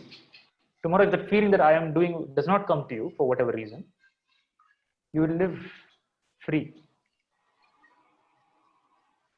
Because of those feelings, we are accumulating the karma, is it? because of those feelings, we are accumulating karma and creating new ones, adding and all that. That feeling is coming from mistaken identity. You think you are the body, that's why you're getting the feeling. The moment you say, I am consciousness, the feeling won't come. The feeling is preceded by identity. The root cause for all the problems in your life, is false identity. The day you identify with the real identity, your real identity is pure consciousness, Brahman, then you become free. For Brahman, what karma? You're identifying with the wave. I'm saying identify with the ocean, not in the ocean, the water. Yep. When you identify with water, then what karma? What any movement of the wave, the depth of the, is there birth and death of the wave? Does the birth and death of the wave affect the water in any way? Is water dying? So there is no karma. Krishna is in that water consciousness. So whatever happens through his body mind, there is no karma. Because he thinks of himself, he knows himself as water, Brahman.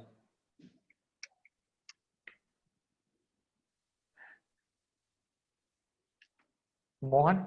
Where is Mohan? Clear? Yeah. Can you clarify, Krishnaji, on, someone asked about the bad.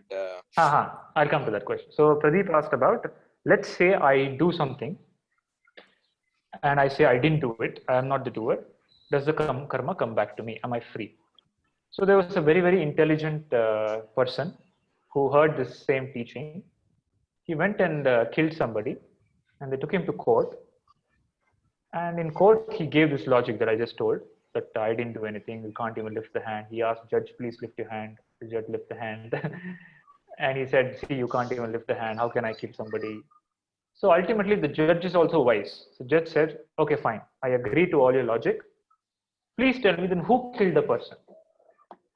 The thief says, the murderer says, I didn't kill, my hand killed. Okay, my hand killed.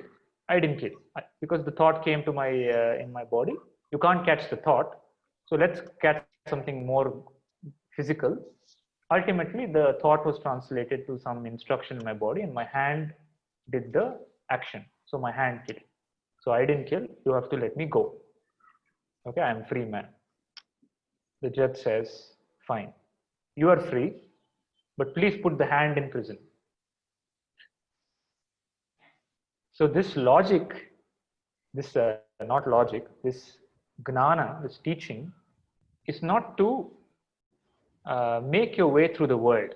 It has nothing to do with outside. See, outside you continue to say, in your work, in your job, in the office, you can't go and tell your boss, my mind did the presentation. Can your mind please check, look at it, give way value? You can't. So external world, you deal with the language that you have to deal with. Internally, never fool yourself that you're doing something. Internally know that everything is happening. If, let's say you do a murder and the karma phala comes back, why don't you say that time, karma phala is also not for me? Pradeep, you asked the question, no? I do something bad and karma phala comes back, I'll tell I didn't do that bad thing. Why don't you say, I'm not the one who's experienced the bad karma? Why do you still want to run away from the bad karma? So in gnana, you understand that unconsciously we have done so many good things and bad things. So when karma phala will come, some lifetime you have done. When that comes, you say, I'm not the one who's getting the karma phala. One who did it, whoever did it at that time, will experience it. I am the witness of what is happening to the body and mind. So Sri Ramakrishna Paramahamsa got throat cancer. Okay, horrible cancer. He was not able to speak. He was coughing blood. Extreme pain. The body is going through karma. He's a complete non-doer. He's a mukta. He's an enlightened being. But he says, I will witness. I am not experiencing the karma phala. The body is going through some karma. I am becoming witness. Krishna says, everything that is happening in life, I am witness to it. Complete non-doer. And that is why in the hands of Krishna you see symbolically the flute. So in all the deities in this country, they all have some instruments and devices and musical instruments, weapons in their hand. All of them have a significant meaning, spiritual meaning. In the hands of Krishna, there is flute, Murli. My name is Murli. Murli means flute. And the beauty of flute is empty. Khali, kuch bhi nahi hai andar. Okay, kuch bhi nahi hai. And if you blow into it, the music comes out.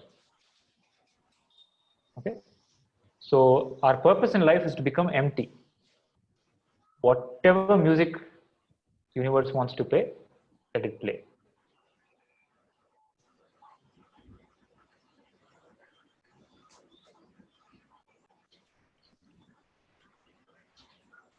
Complete non-doer.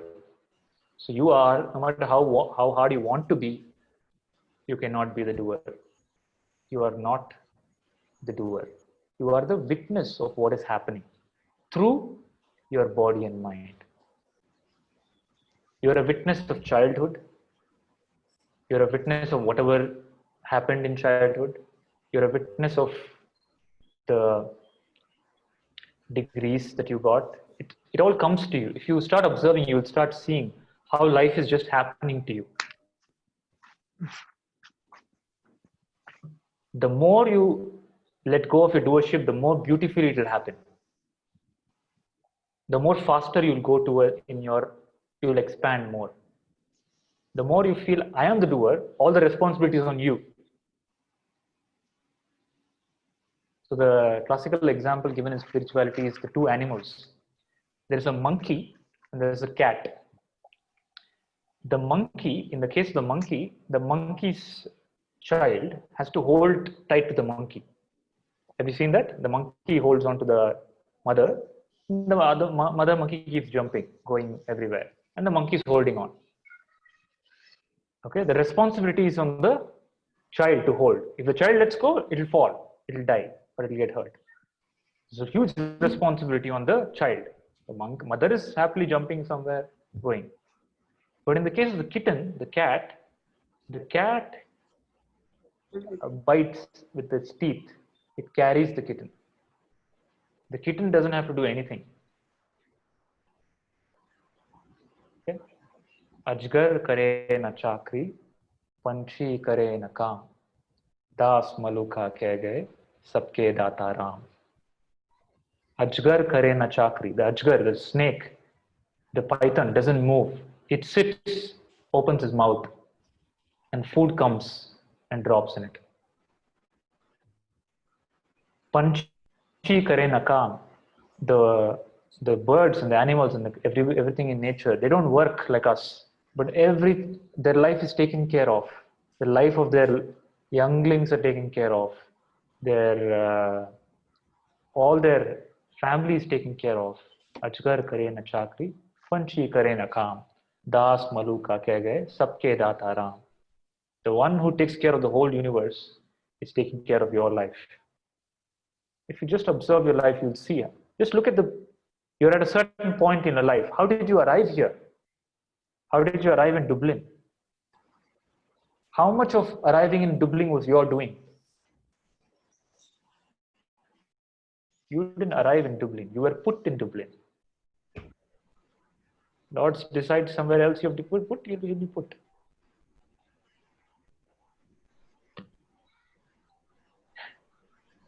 How did you arrive to this class? I mean, we are thousands of kilometers away. If Lord decides you have to get the teaching of Bhagavad Gita, it will come to you. If you decide, no matter what you search, you will not get it. Even if you go to Himalayas, you will not get it. But if Lord decides, Bhagavan decides, it will come to you. It will fall in your lap.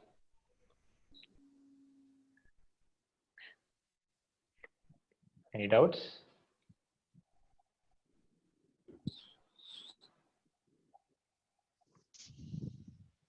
Mohan, So Mohan I have a question, Krishna ji. So yeah. as you said that life is taken care of. I mean, you don't have to do anything. The Supreme takes care of.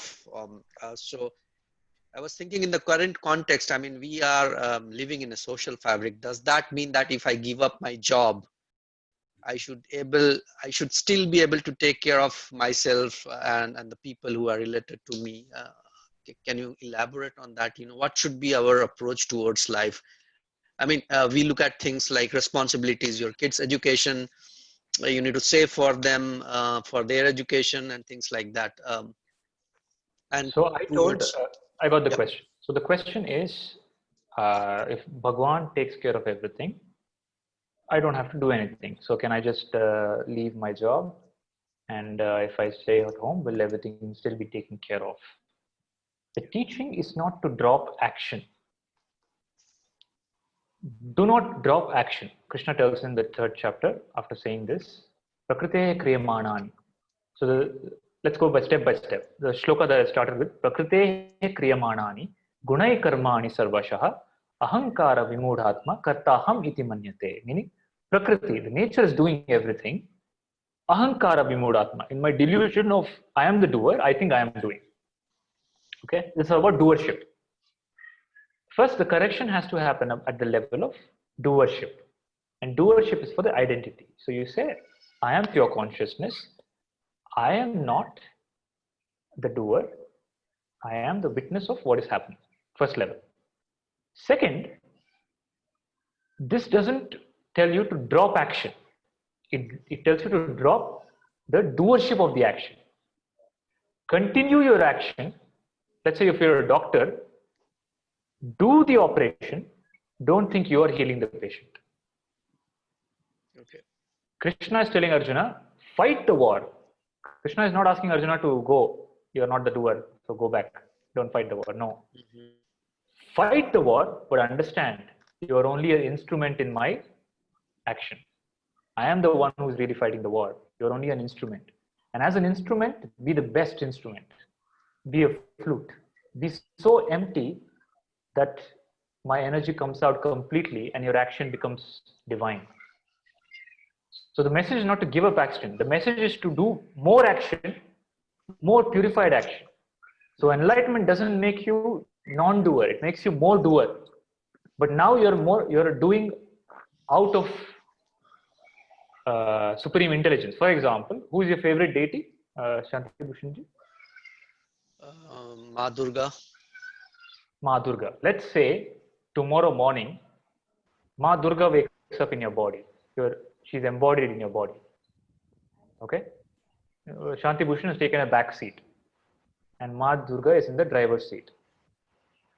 And she will continue to do the actions that you used to do. Would there be a difference in her doing the actions that you were doing and you doing it?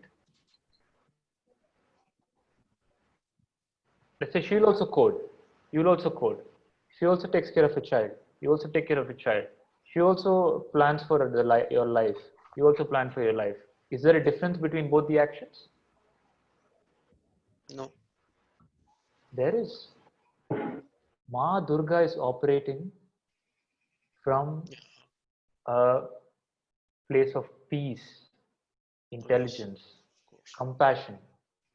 She's not doing any action for craving of happiness or joy or small, tiny, choti asha. Mm-hmm. She has a clear vision for life. She knows how to do the smallest things, and everything that she does beautifully. She does with care, without any expectation for herself, because she's doing it out of joy, not for joy. Yeah. That is the difference. The non-doership brings immense peace in you because you're not the doer, and you start operating from peace. Whatever you're doing, coding or project management or taking care of your family, planning for your life, now you will do it more intelligently. You won't get trapped in the traps of life. Life has many traps. For you to lose your health, for you to lose your relationships, for you to lose your money. A lot of traps there. Let's say you want to buy a property, you get trapped so many ways. You have to be very vigilant. And the more clear you are, the more you're able to take care of your survival better. Otherwise, somebody else, you jump with the inputs of the peers. So this Atma Gnana will amplify your actions and make your actions divine. Krishna tells, I don't have to do anything in my life. I am Brahman. I don't have to move, but I act, Arjuna. I act, I do continuous actions. Krishna's life is filled with actions, and all selfless actions, and all beautiful actions, and divine actions. There's a difference. You will see it in a simple example of take a musician. Let's say a very renowned musician and an amateur. When you listen to their concerts, they might be playing the same song, but there's a grace in the maturity of that person. So when you awaken, even if you do the simplest thing, there's a grace in that. So in the time of Buddha, Buddha used to walk. Buddha was a walker, a lot of walking. He used to walk, and his walk was so beautiful that people used to gather, the entire town used to gather just to watch him pass by. And the king of that place dedicated a hill for Buddha. Take this hill, you can walk here. And Buddha would walk and everybody would just come and watch. But watching of Buddha's walk was meditation. So, and we have seen such people in our life who have attained some mastery over in their field. Mm-hmm. Even the smallest word they utter, there is life in that. You know? Yeah.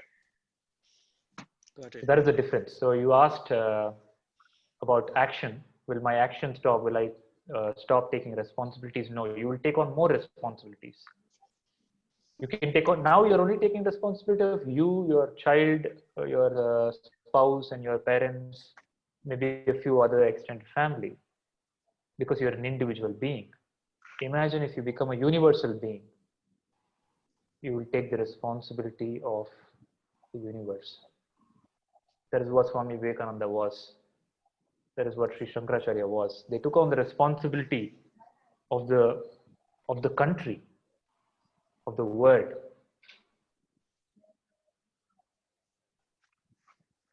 So non-doership brings more responsibility, more action, but more joy. It's not the actions will not be struggle.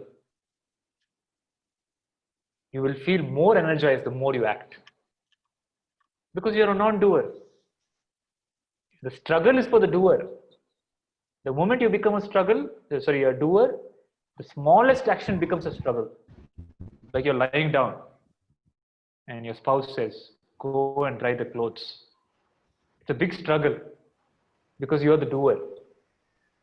When you become a non-doer, even carrying the mountain becomes nothing. That is the story of Hanuman. Hanuman carries the mountain because he says, I'm not the one who's carrying the mountain. Rama is carrying. If I have to carry, I can't even pick up a stone. But if I know that Rama is doing it, I can do the impossible. So in your life, whenever you face some situations or when you're approaching life, just visualize the guru or the deity in your heart as if they are doing it.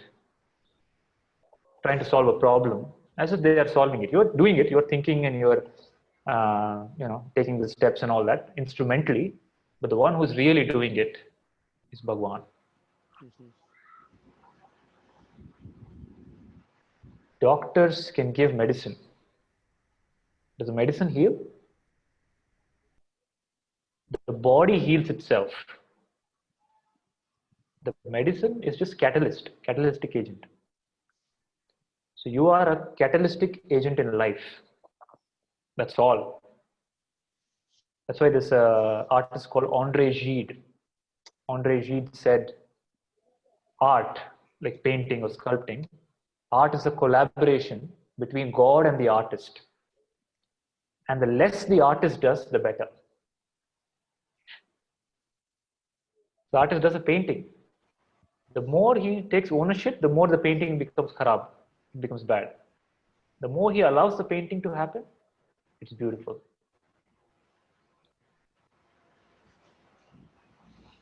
Is it clear? Yeah. Muraliji, I'm clear with the thing which is related to positive thing, which says that we should not say that it is because of us it is being done, like Gamand or Ankara. Keep it simple. But in the parallel words, there are some other preachings which say God has told you to do these things and they are doing some wrong things, or I mean, so I cannot understand this concept, because for positive things this is 100% the right way to behave. But what about other things? But just can you explain it in detail for me? No, see, what is the teaching of the Bhagavad Gita is Naham Karta Harideva Karta. You are not the doer.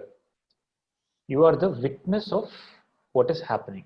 The real doer is the Prakriti and nature. And the nature is using an instrument, and that instrument already comes with some baggage. For example, you have a car. You have to go from one place to another. It's your journey. Now, depending on the vehicle you take, you will reach there in a different way. Like if you take a punctured car, it hampers your journey. If you take a better car, you go faster. If you have a bicycle, you go in a certain way. If you have an airplane, you go in a certain way. So instruments are of different type. So there's an instrument of Einstein. It's a very advanced instrument, body-mind. There's an instrument of, let's say, some actor. So the instruments are of different kind. One is an airplane, one is a car, one is a bicycle, different instruments. And nature uses that and performs the action based on that instrument. You are neither the instrument nor the doer. You are the witness of both. Now and this is for both good and bad. Anything that happens in life, good and bad, both are karma phala of some unconscious action. So when they happen, you just witness them. Don't react. Just be a sakshi, witness, non-reaction. Something good happens, I didn't do it. God's prasad. Something bad happens, I didn't do it. God's prasad. Both are prasad. Okay? Don't say this is good thing is prasad, a bad thing is not. Both are prasad. Actually, bad thing is more prasad than the good thing. That's why in the life of Kunti, when Kunti was dying, she said, Krishna, if I have a next lifetime, I want you to fill my life with suffering. Krishna, Because, I think I did not make it clear. The bad thing is not for me. Bad thing is for others from me. Yeah, others from you also. See, you do something bad to other people. It is bad to you only because you're creating some karma. Ultimately, it's coming back to you. So, see, when you say I am doing something bad to other person, you're doing it unconsciously. Consciously, you can never do bad to anything.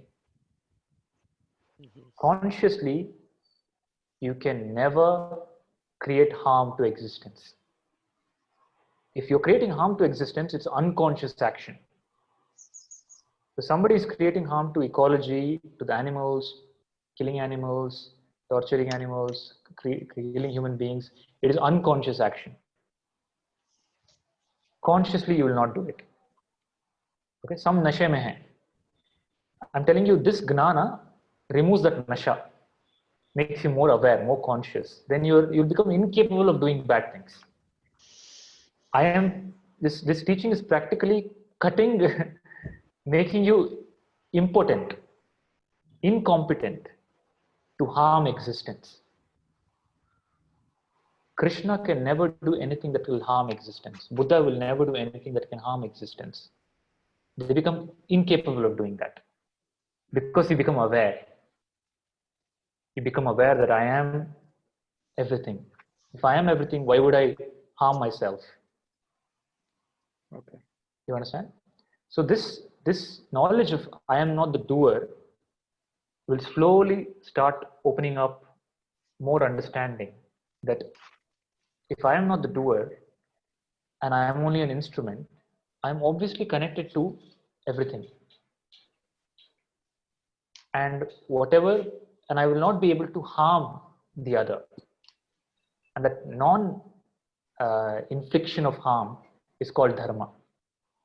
Dharma means what I do not want to be done to me, I will not do to the other. Like I do not want people to hit me, so I will not hit the other. I do not want people to talk like this way to me, so I will not talk this way to others. Now you'll ask the question, okay, what if I don't do it, but the other person does it to me? When the other person does it to me, you accept as a gift. Okay, some unconsciously, sometime I've done it, I accept it. Non-reaction. If you react, you'll again continue the circle. Again, it will come back to you. You understand? So non-reaction, complete acceptance of whatever happens to you, and knowledge that I am not the doer. I am only instrumental. And I am the witness of everything that is happening. Non-reaction. This non-reaction and conscious action is called liberation. Does that answer the question, Pradeep? Yeah. What I understood, everything is collaborated, and I'm not the one who is responsible for anything. So whatever which I'm doing, it's somebody in some corner of the universe has some contribution, which is, that's what, if you collaborate yourself. The moment you say whatever I'm doing, you're trapped. Yeah. So that means I'm involved with everyone in the universe. So that will inculcate that I should not disharm the universe. Or understand that you are not an individual. You are not the wave. You are consciousness. Then everything will become clear. Then the thought of the other will not rise in you. Now the thought of other is rising in you. Your question is taking some assumptions that there is some other and I'm connected to it. I am saying from the perspective of the water, where is the other? Both the waves are water. You understand? So hold on to I am consciousness. Shivoham. Shivoham. I am consciousness. And go through life like that and see if that makes a difference. See, I can't give you answers. This is the direction.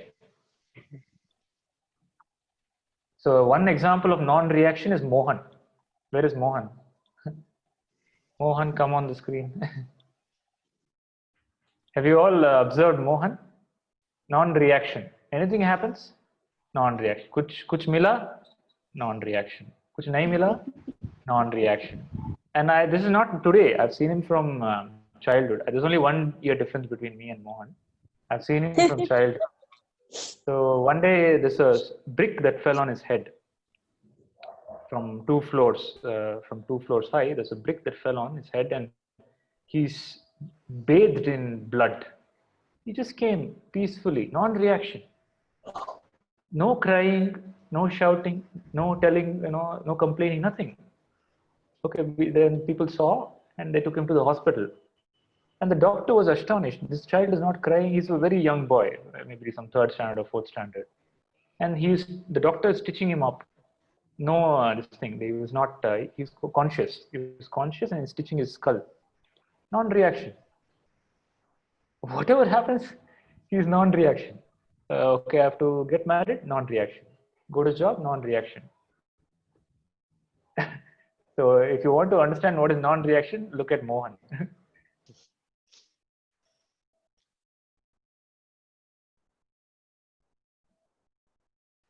Any doubts? Any other questions on action? So everybody lift your hand. Who lift the hand? Consciousness. Consciousness. So God. Something hand is lifting. Something is happening. Everything is a happening. Okay. Just be part of the happening. Don't crave anything from the happening. See how can you contribute to the happening. That's all. And some things will happen in the happening, which you will term as good or bad. Just accept, thinking that, okay, this is some result of something. Just the way you accepted the good things in life with grace, accept the turbulence in life in grace. Then there is no question. The question now is, I want to run away from suffering somehow. Just accept it. It will stop bothering you. Shanti Bhushanji, clear? Yes. Biplavji, the answer to that shloka. Yes. So the shloka succeeds the teaching of this teaching that I gave, that Shri Krishna gave, that Prakriti Kriyamanani. And then Shri Krishna goes on to tell in shloka number, where is that? 41. Tasmat tvam indriyani yamya bharata papmanam pragnahi evam gnana vignana nasanam. Meaning, this understanding that I am not the doer brings mastery on my senses. I am able to master my senses because of this teaching. Now I am a slave of the senses and I crave. I am overwhelmed and overpowered by vasanas. And the vasanas are because of the identity. If my identity itself changes, the vasanas become weaker. And when the vasanas become weaker, the senses lose their power. Meaning, Buddha also has the same eyes. And somebody else also has the same eyes. Somebody else will see a beautiful woman and they'll fall. Buddha will see the same form, but he doesn't fall. Because there is no root inside. It's burnt out. The identity is no longer there that I am the body. If somebody who has a notion that I am the body sees the beautiful woman, he'll crave for that body. Oh, I am the body. I want the sensation. I want that experience. So there's a craving for the body. When I am not the body, there is no craving. The senses now just show what is there. There is no more superimposition. That is what it means by mastering the senses. Slate, then it's destroyed. Slowly, after it's mastered, it's destroyed. Meaning the impression doesn't rise at all. The thought itself doesn't rise. Meaning nothing in the world will be able to command you or enslave you. You will not be tempted by anything in the world. The enlightened one is not tempted by anything because he or she has found the fountain of happiness within. There's nothing more, nobody can give extra happiness from outside to this person. And the destroyer, the real destroyer is Gnana. Gnana Vignanam Nasanam. Gnana is the only destroyer. Fire is the only one that burns. And that fire is Gnana Agni. This fire of Gnana will burn all your karmas. How? By removing the root of identity. Biplavji, is this clear? Yes, it is clear now. Any doubts? I think we extended it by 30 minutes.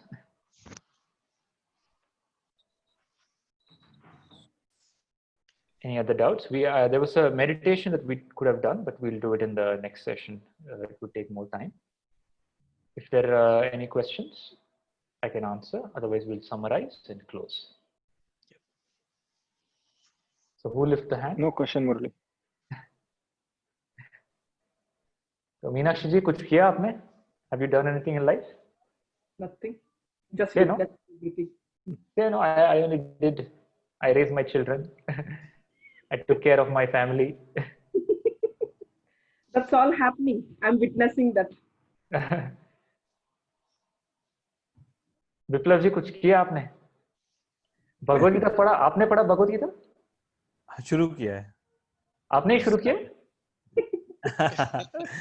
नहीं, consciousness मिला मेरे को करने के लिए, सम अरे direction I started. भगवान की कृपा हो तो क्या भगवत गीता, भगवत गीता से दूर भाग जाएंगे। It's the grace of God that does everything in our life. Mukam karoti vachalam pangum langayate girim yat kripatamaham vande paramananda madhavam. When the grace of God falls, mukam karoti vachalam. The muka, the one who cannot speak, will speak. Right. The handicapped person will climb the mountain. Meaning, what was ordinary, what was impossible for an ordinary person becomes possible. A frail old thin man will bring freedom to the country. An old 70-year-old man will create 108 beautiful Krishna temples throughout the world. One small Ramakrishna will create a Vivekananda. Right? Many such examples when grace of Bhagavan falls. So the prayer is, may Sadguru, may God bestow the grace in your life, in you, and bring you peace, prosperity, joy, take care of your responsibilities, sail you through the hurdles of life, and lead you to the highest realization, Atma Gnana. Repeat after me.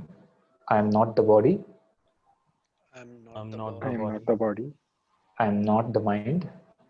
I'm not the I mind. am not the mind. I am pure consciousness.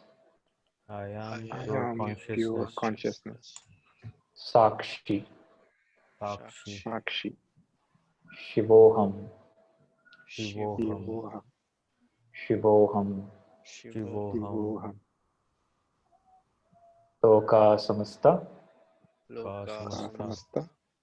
Sukhino bhavantu. Sukhino Sukhino bhavantu. bhavantu. Loka samasta. Loka samasta. Samasta. Sukhino bhavantu. Sukhino Sukhino bhavantu. Harihi Om. Harihi Hari Om. Om. Shri Gurubhyo Namaha. Shri Guru Guru Pyo. Namo Namah. Harihi Om. Hari. Hari Om. My pranams to all. If there are no more questions, we'll close the session. Thank you, Krishna ji. Pranam. Thank you so much. Thank you. Thank you, Krishna. Wonderful session. Thank you very much. Thank you. Take care. Bye. Thank you, everyone. Bye. Bye. Bye. Thank you. Bye. Thank you. Bye.